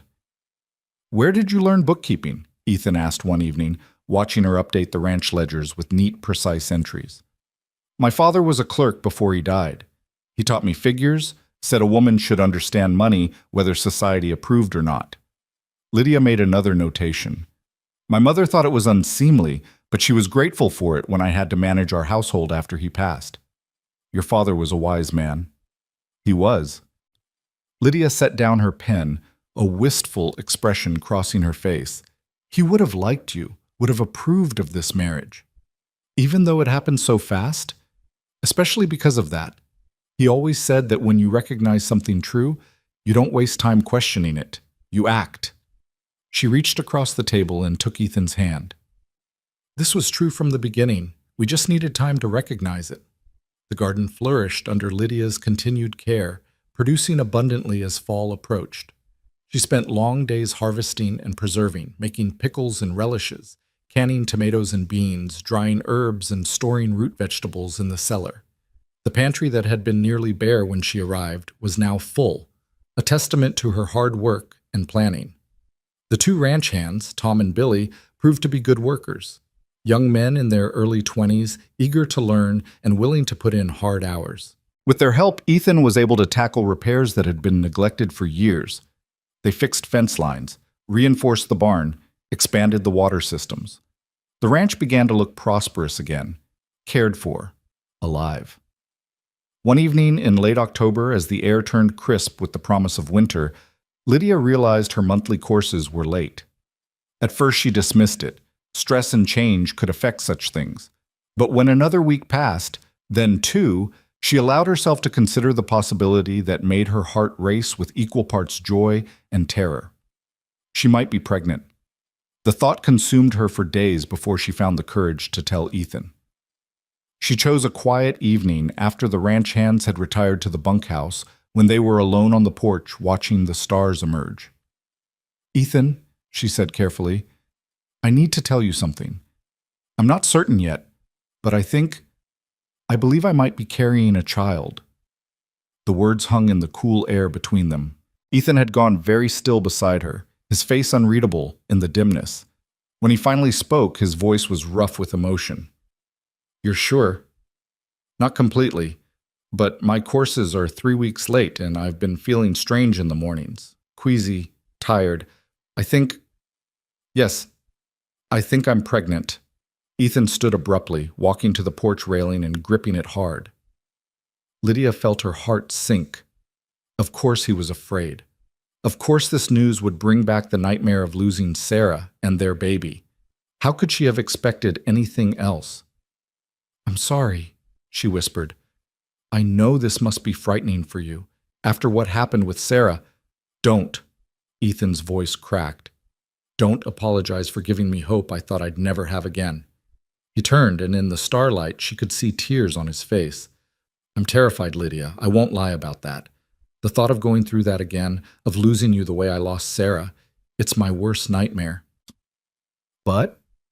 She heard the word he hadn't spoken. "But I also want this so much it hurts. Want to see you grow round with our child. Want to hold a baby that's ours, that's proof we didn't just survive but thrived. Want to build a family with you."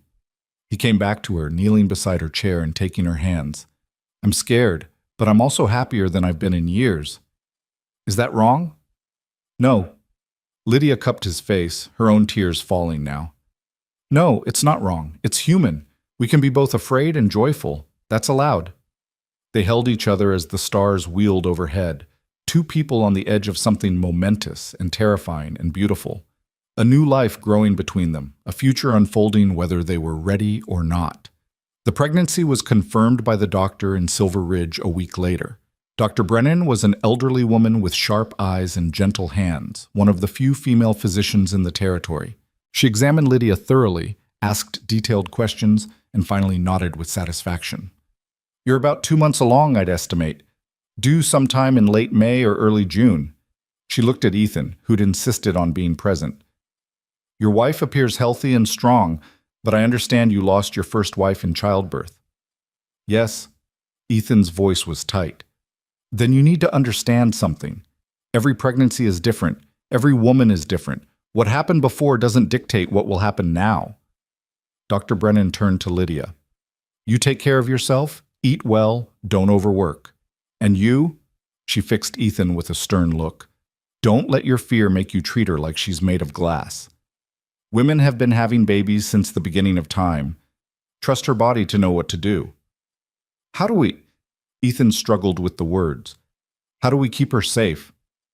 "You can't control everything, but you can make sure she gets proper rest, good nutrition, and stays as calm and stress-free as possible. And when her time comes, you send for me. I've delivered more babies than I can count, and I'm good at what I do. The ride home was quiet, both of them processing the reality of what lay ahead. 7 months until their lives would change irrevocably. 7 months of hope and fear and preparation. "I want to be excited," Lydia said finally. "I want to enjoy this. But I'm afraid that if I let myself be too happy, something will go wrong." "I know exactly what you mean." Ethan reached over and took her hand. "But Dr. Brennan was right. We can't control what happens. All we can do is take care of you, prepare as best we can, and have faith that this time will be different." "Faith," Lydia repeated softly. "I'm not sure I know how to have that anymore." "Then we'll learn together." As the months passed, Lydia's body changed in ways both wondrous and uncomfortable. The morning sickness passed after the first trimester, replaced by a growing roundness that made her existing dresses unwearable. She sewed new ones with expanding waistlines, and Ethan watched her work with an expression of such tenderness it made her heart ache. The ranch hands, Tom and Billy, were respectful and helpful, taking on heavier tasks without being asked. The ranch continued to prosper, the cattle herd growing, the land responding to consistent care and attention. They hired a woman from town, Mrs. Murphy, to come help with the heaviest household work once Lydia's pregnancy became obvious. "You don't need to do this," Lydia protested when Ethan first suggested it. "I can manage." "I know you can, but you don't have to do everything alone anymore. That's what marriage means, sharing burdens." He placed a gentle hand on her swelling belly. "Besides, you're already doing the most important work. Everything else is secondary." Winter came, blanketing the ranch in snow and forcing everyone indoors more often. Lydia spent the dark evenings knitting tiny clothes and blankets, her hands moving in rhythms her mother had taught her years ago. Ethan built a cradle from oak, his carpenter's skills rusty but adequate, sanding every surface until it was smooth as silk. "Sarah would have done this better," he said one evening, examining his handiwork critically. "Sarah isn't here." Lydia's tone was gentle but firm. "And this cradle is beautiful because you made it with love for our child. That's what matters." He looked at her, this woman who'd come into his life as a desperate stranger and become his anchor, his partner, his love. "How did I get so lucky?" "Lucky?" Lydia laughed. "You found me being thrown out of a boarding house and accused of theft."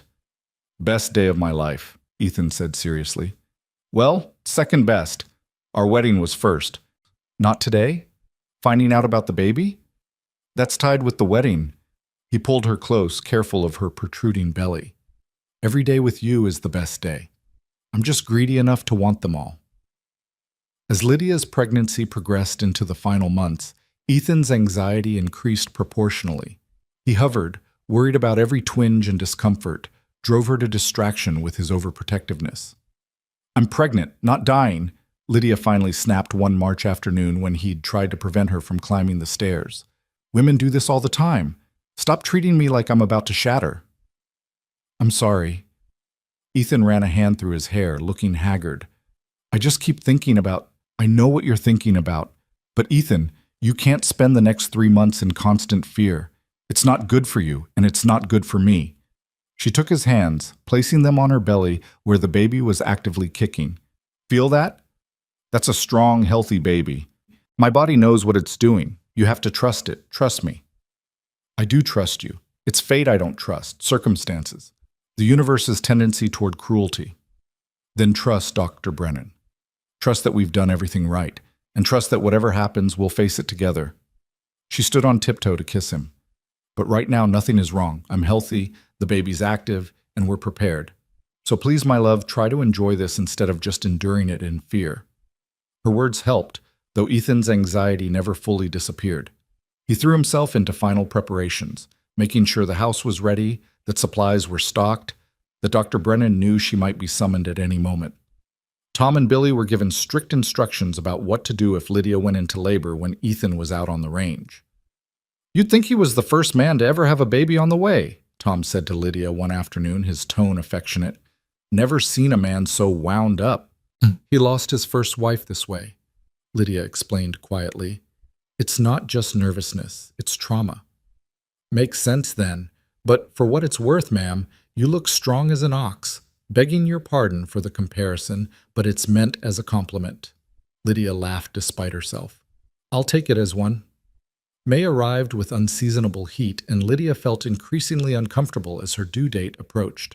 She was huge now, her belly so distended she could barely see her feet.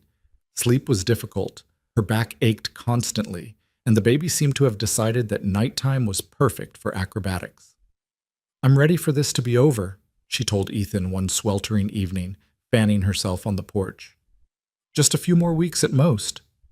"That's easy for you to say. You're not the one carrying an entire person around in your midsection." Ethan grinned, then quickly hid it when she glared at him. "Sorry, you're beautiful when you're cranky." "I'm enormous and miserable and sweating like a horse." "Beautiful," he repeated firmly, glowing with life. "Perfect." Despite her discomfort, Lydia felt her irritation melt. "You're impossible." "You married me anyway." "Moment of weakness." "Best moment of your life," he countered, echoing their familiar banter. "Second best," Lydia admitted. "The best will be when this baby finally decides to arrive." That moment came sooner than expected. On a Tuesday morning in late May, Lydia woke to cramping pain that felt different from the false labor she'd experienced over the past weeks. She lay still for a moment, timing the contractions, before shaking Ethan awake. "It's time," she said simply. Ethan bolted upright, his face going pale. "Are you sure?" "The contractions are regular and getting stronger." "Yes, I'm sure." Another pain gripped her, and she breathed through it. "Send Tom for Dr. Brennan, right now." The next hours blurred together in a haze of pain and effort and fear. Dr. Brennan arrived with reassuring competence, examining Lydia and declaring everything was progressing normally. But normal still hurt more than anything Lydia had ever experienced. Waves of agony that built and crested and receded, only to build again. Ethan stayed by her side through all of it, holding her hand, wiping her face with cool cloths, murmuring encouragement even as his own fear was written clearly on his face. Lydia could see him reliving his nightmare with every contraction, could feel his hand trembling in hers. "I'm all right," she gasped between pains. "I'm strong. I can do this." "I know you can." But his voice shook. The labor intensified as day turned to evening, and Lydia's strength began to wane. Dr. Brennan remained calm but watchful, monitoring everything with professional detachment that both reassured and frightened. "The baby's positioned well," she said during one of Lydia's brief respites. "You're doing everything right. Just keep breathing, keep pushing when I tell you. We're almost there." Almost there. The words became a mantra in Lydia's mind as the pain consumed her completely. Almost there. Almost done. Almost safe. And then, as the sun was setting outside the bedroom window, painting the sky in brilliant oranges and purples, Dr. Brennan said the words Lydia had been desperate to hear. "One more push. Give me one more good push, and we'll have this baby." Lydia bore down with everything she had left, felt something shift and release, and then heard the most beautiful sound in the world, a baby's first cry, indignant and loud and wonderfully alive. "It's a boy," Dr. Brennan announced, placing the squalling infant on Lydia's chest. "A healthy, perfect boy." Lydia looked down at her son, red-faced and wrinkled and covered in vernix, but absolutely perfect, and felt love crash over her with the force of a physical blow. This was her child, hers and Ethan's, proof that beauty could come from darkness, that hope could triumph over fear. "Ethan," she whispered, looking up at her husband. Ethan was staring at the baby with an expression of wonder and terror and overwhelming love. His face was wet with tears he didn't bother to hide. "He's perfect," Ethan breathed. "He's absolutely perfect." "Would you like to cut the cord, Mr. Cole?" Dr. Brennan asked. With shaking hands, Ethan performed the task, severing the physical connection between mother and child. Dr. Brennan took the baby briefly to clean him and check him over, then wrapped him in a soft blanket and handed him to Ethan. The sight of her strong, weathered husband holding their tiny son with such reverent care made Lydia's eyes fill with fresh tears. Ethan looked transported, transformed, every line of his face softened by wonder. "He's real," Ethan said, as if he couldn't quite believe it. "He's here, and he's healthy, and he's real." "Very real," Dr. Brennan said with satisfaction. "And your wife did beautifully. Everything went exactly as it should. You have a fine son and a strong wife, Mr. Cole." Congratulations.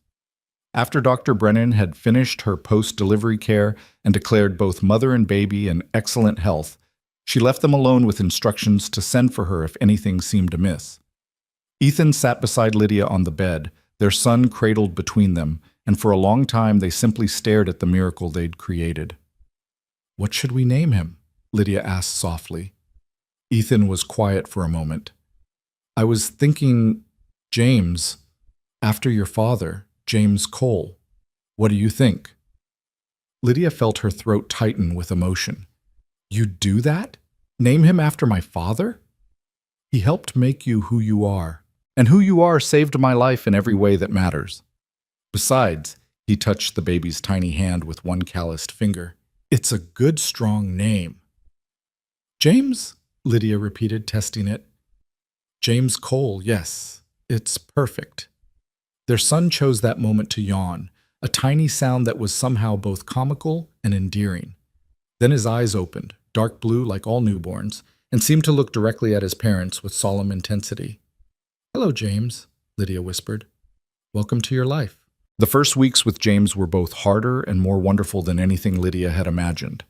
The baby was healthy and strong, but he had powerful lungs and used them frequently, especially in the dark hours before dawn. Lydia walked the floor with him countless times, singing lullabies her mother had sung to her, swaying in the moonlight that streamed through the windows. Ethan was a revelation as a father. The fear that had consumed him during the pregnancy transformed into fierce protectiveness and tender devotion. He changed diapers without complaint, walked James when Lydia was too exhausted, and sat for hours simply watching his son sleep with an expression of wonder that never quite faded. "I can't believe he's real," Ethan said one night, holding James against his chest while the baby dozed. "That he's ours, that we get to keep him." "We do," Lydia confirmed softly, curled beside them in bed. "He's ours and he's healthy, and we're a family." The word still felt new and precious. Family.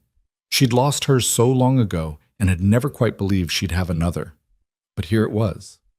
A husband who loved her, a son who depended on her, a home that was truly theirs. As spring turned to summer, life on the ranch developed a new rhythm. The ranch hands, Tom and Billy, proved invaluable, managing much of the daily work while Ethan focused on being present for his wife and son.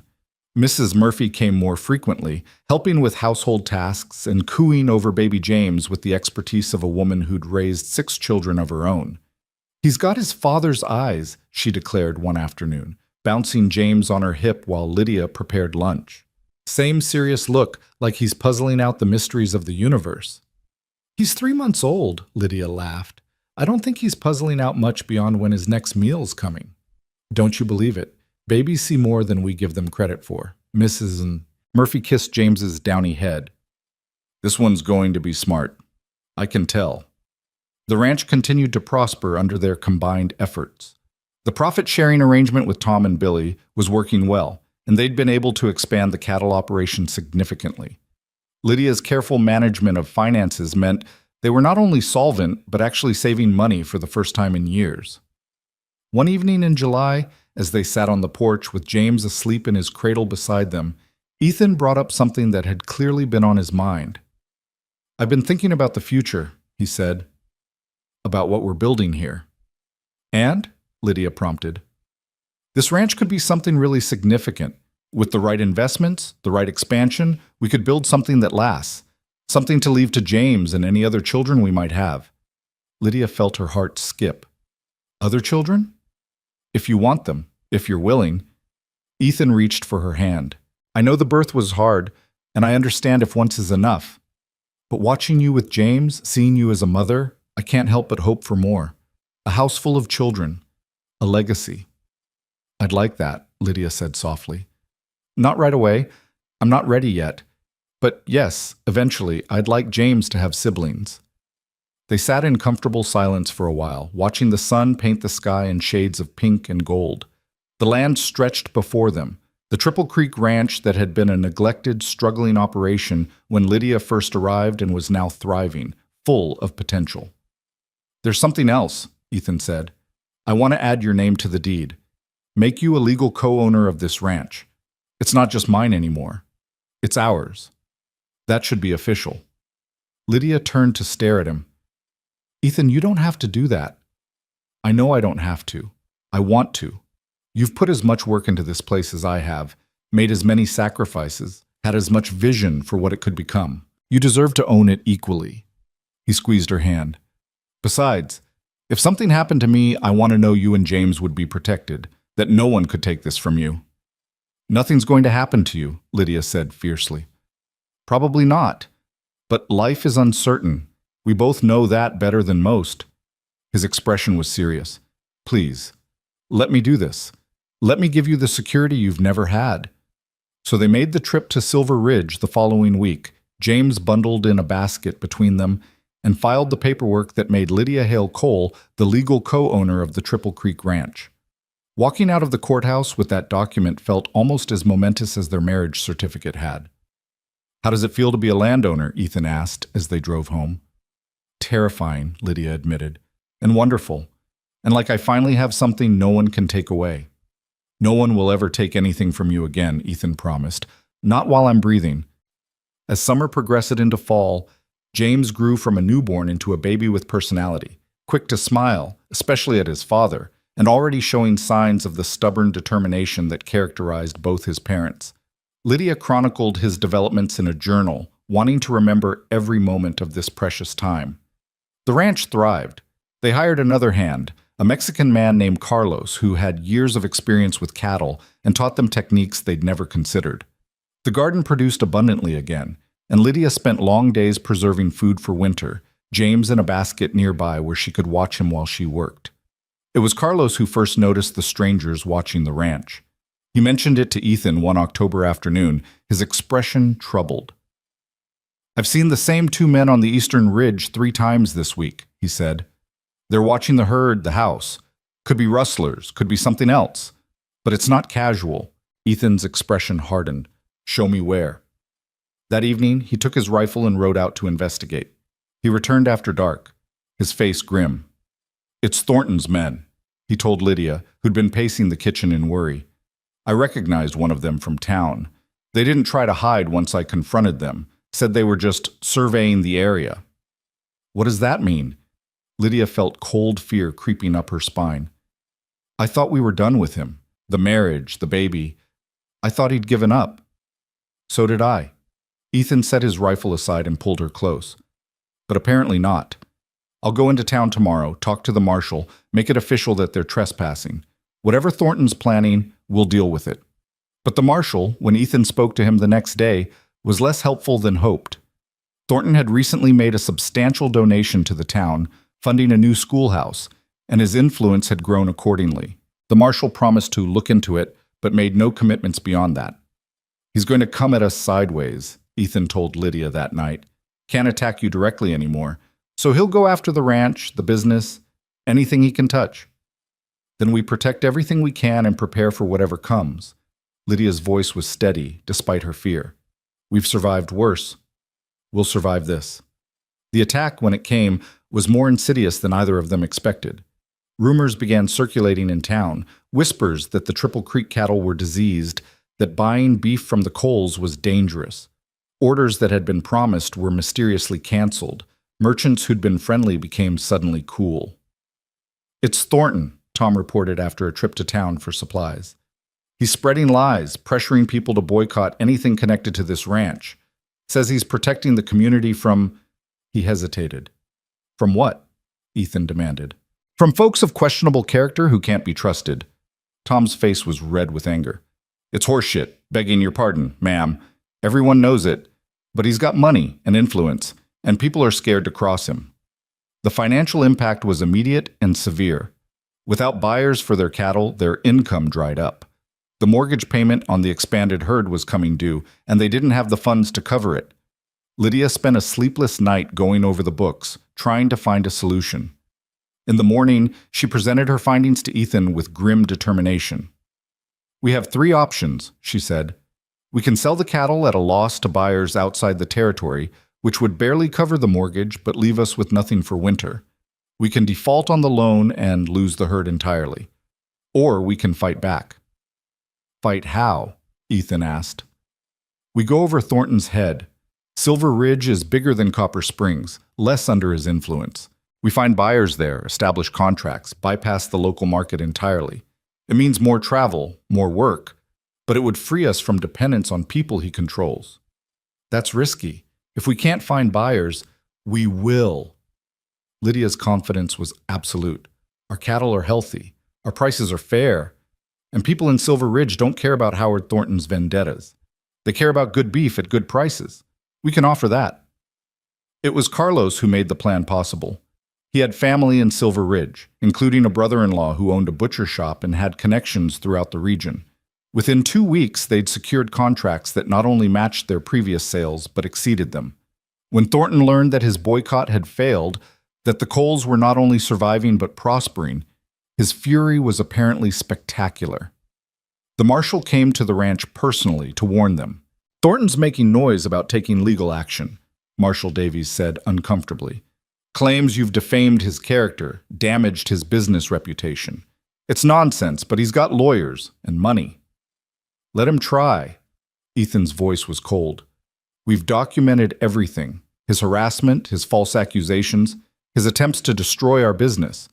If he wants to make this a legal battle, we'll bury him in truth. I'm just saying, be careful. Man like that, when he's cornered, he gets dangerous. The warning proved prophetic. A week later, fire broke out in the northern pasture, deliberately set to spread toward the ranch buildings. Only Carlos's quick action and the presence of the 3 creeks that gave the ranch its name prevented catastrophe.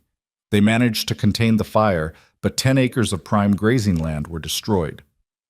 This has to stop, Lydia said, staring at the blackened earth the next morning.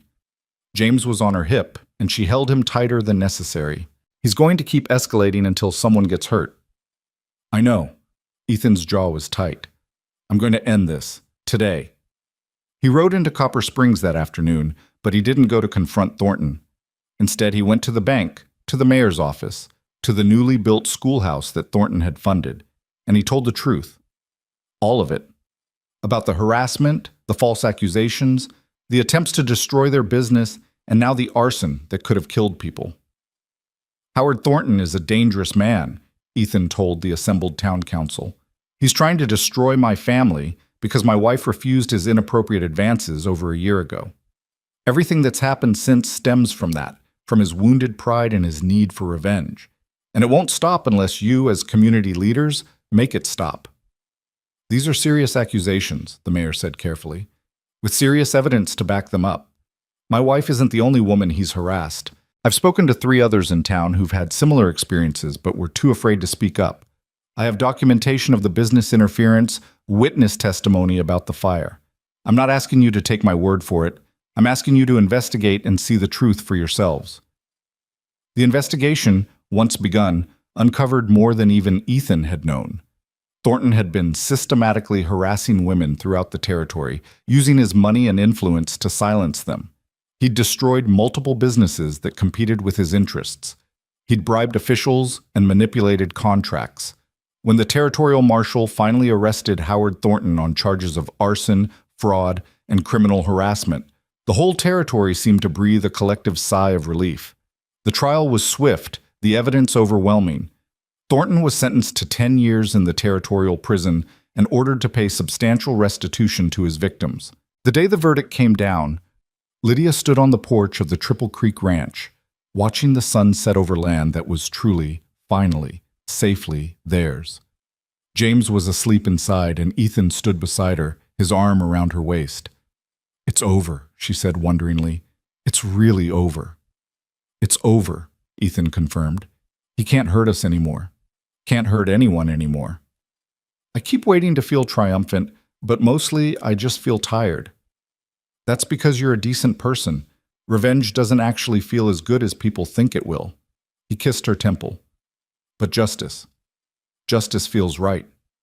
The years that followed were marked by steady growth and deepening contentment.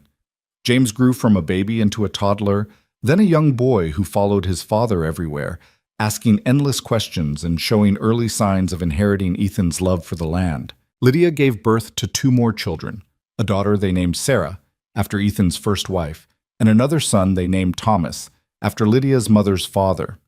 The Triple Creek Ranch became one of the most successful operations in the territory.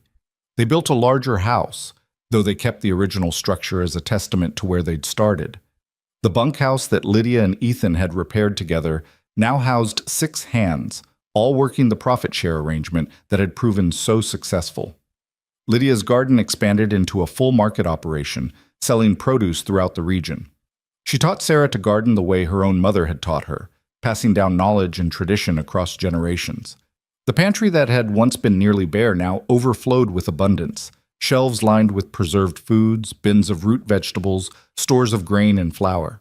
Tom and Billy eventually left to start their own ranch, using the stake they'd built up through their profit sharing. They remained close friends with the Coles, visiting regularly and sending their own children to play with James and Sarah and Thomas. Carlos became foreman, a role he held with quiet competence and unwavering loyalty. On their 10th wedding anniversary, Ethan took Lydia back to Silver Ridge, to the courthouse where they'd spoken their vows in front of strangers with no guarantee of anything beyond legal protection. "A lot has changed since we stood here," he said, looking up at the building. "Everything has changed," Lydia agreed. "We were practically strangers, desperate people making a desperate choice. Best choice I ever made." "Second best," Lydia corrected, smiling. "The best was offering me that spare room in the first place." "No," Ethan said seriously. "The offer was self-interest. I needed help.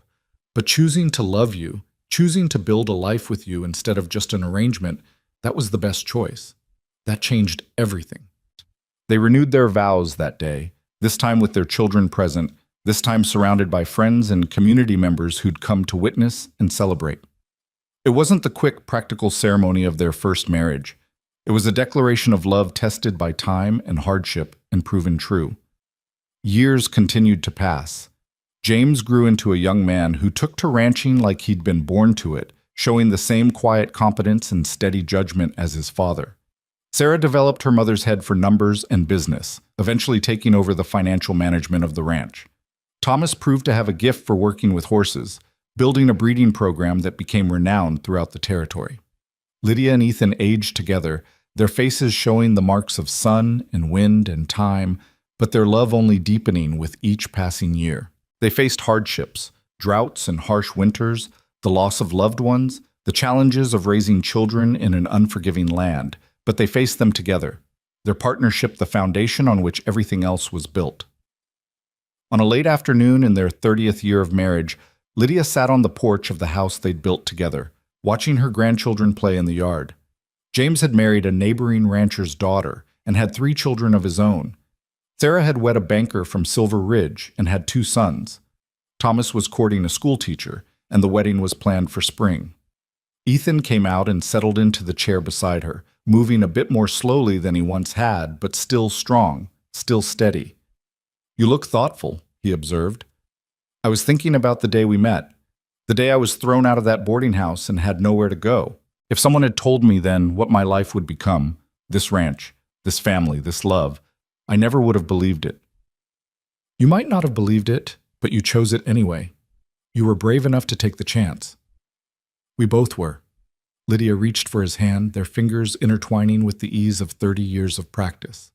2 broken people who built something whole. "Not broken," Ethan corrected gently. "Wounded. There's a difference. Broken things can't be fixed, but wounded things can heal, especially when they find the right conditions."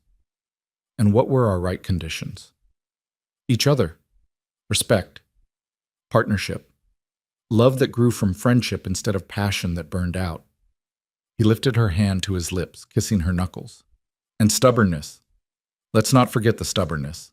Lydia laughed, the sound carrying across the ranch land that had become her home, her sanctuary, her legacy. In the distance, she could see the mountains painted purple by the setting sun, the same view she'd had from her small room that first night when she'd arrived with nothing but a worn carpet bag and desperate hope. That room was still there, though it was used for storage now. Sometimes Lydia went in and stood by the window, remembering the woman she'd been, frightened. Uncertain of everything except that she wouldn't give up. She liked to think that young woman would be proud of who she'd become, of what she'd built. Do you have any regrets? She asked Ethan suddenly. He was quiet for a moment, considering seriously as he always did. About us? Not one. About Sarah's death? About the years of loneliness before you came? About the hardships we've faced? Yes, I regret those. But they brought me to you, so I can't regret them too deeply. He turned to look at her. You? I regret the pain that brought us together. I regret Howard Thornton and what he tried to do. I regret that I ever had to feel unsafe or unwanted or afraid. She squeezed his hand. But I don't regret where those experiences led me. I don't regret this life. I don't regret you. Their grandson, James's eldest boy named Ethan, after his grandfather, ran up to the porch, breathless and excited. Grandma, Grandpa, come see. Pa says the new foal is born, and it's the prettiest thing you ever saw. We're coming, Lydia said, rising with only a slight stiffness in her joints. They walked together toward the barn, their hands still linked, their steps matched by long practice. The ranch bustled with life around them. Children playing, hands working, animals grazing, gardens growing. Everything they'd built, everything they'd fought for, everything they'd loved into existence. That night, lying in bed with the windows open to the cool spring air, Lydia thought about legacy. Not just the land or the business or the material wealth they'd accumulated, though those were significant, but the real legacy, the family they'd created, the love they'd demonstrated, the example they'd set of partnership and perseverance. James and his wife had the same kind of relationship Lydia and Ethan had built. Equal partners, mutual respect, shared purpose. Sarah and her husband had weathered hardship together and emerged stronger. Thomas was choosing a woman not for beauty or fortune, but for character and compatibility. We did it right, she whispered into the darkness. Beside her, Ethan stirred. Did what right? Everything. The marriage, the children, the ranch. We took something that started from desperation and trauma and fear, and we made it into something beautiful. We broke the cycle. Our children don't carry our wounds, they carry our strength. Our grandchildren too, Ethan added. They'll never know what it's like to feel unsafe or unwanted. They'll grow up knowing they're loved, that they belong, that they have a place in this world that no one can take from them. It was, Lydia thought, the greatest achievement of their lives. Greater than the successful ranch, greater than the financial security, greater even than the love they'd found together. They'd created safety for the next generation. They'd given their children and grandchildren the foundation they themselves had never had. Years later, when Lydia was an old woman with silver hair and Ethan's hands had become gnarled with arthritis, they still sat on that porch every evening, watching the sun set over the land they'd built together. Their children were grown with children of their own. The Triple Creek Ranch spanned thousands of acres and employed dozens of people. The name Cole was respected throughout the territory, synonymous with fairness and quality and integrity. But the ranch was never just about land or cattle or profit. It was about what that spare room had represented on the day Ethan first offered it. A chance when chances seemed impossible, safety when the world felt dangerous, hope when despair seemed inevitable. Do you remember what you said to me that first day? Lydia asked one evening, when you offered me the room. I said a lot of things that day. Which part? You said that trust wasn't something you know, it's something you build or you don't. That actions matter more than words. I remember. Ethan smiled. I was terrified you'd say no. I was terrified to say yes. But you were right. We built trust, one day at a time, one choice at a time, and from that trust came everything else. No regrets? It had become their question over the years, asked and answered countless times. Not one, Lydia replied, as she always did. You? Not a single one. As the sun dipped below the horizon, painting the sky in brilliant golds and deep purples, Lydia leaned her head on Ethan's shoulder and felt the profound contentment of a life well lived. She'd started with nothing, no home, no safety, no hope. She'd been cast out, accused, humiliated, and afraid. But a lonely cowboy had seen her fall and offered his spare room and his heart. And from that simple kindness, they'd built an empire of love that would last for generations. The ranch would continue after they were gone. Their children would carry it forward, and their children's children after that. The land would endure, the legacy would persist. But more than that, the truth they'd proven together would echo through time, that kindness offered at the right moment could change everything, that love could grow in the most unlikely places, that two wounded people could find healing in each other's arms. In the end, it wasn't about the spare room or the ranch or the wealth they'd accumulated. It was about the choice they'd made to see each other's worth when the world saw nothing. It was about building trust from nothing, family from loneliness, and love from desperation. It was about taking the broken pieces of their lives and creating something whole and beautiful and lasting. And as the stars emerged in the darkening sky above the Triple Creek Ranch, Lydia knew with absolute certainty that their story, imperfect and hard-won and gloriously real, was exactly what it was meant to be. A testament to courage, a celebration of love, and proof that the best things in life often come from the moments when we're brave enough to accept help, wise enough to offer it, and strong enough to build something lasting from the ashes of what was lost. Their legacy wasn't just land or cattle or money, it was hope. And hope, they'd learned together, was the most valuable inheritance of all.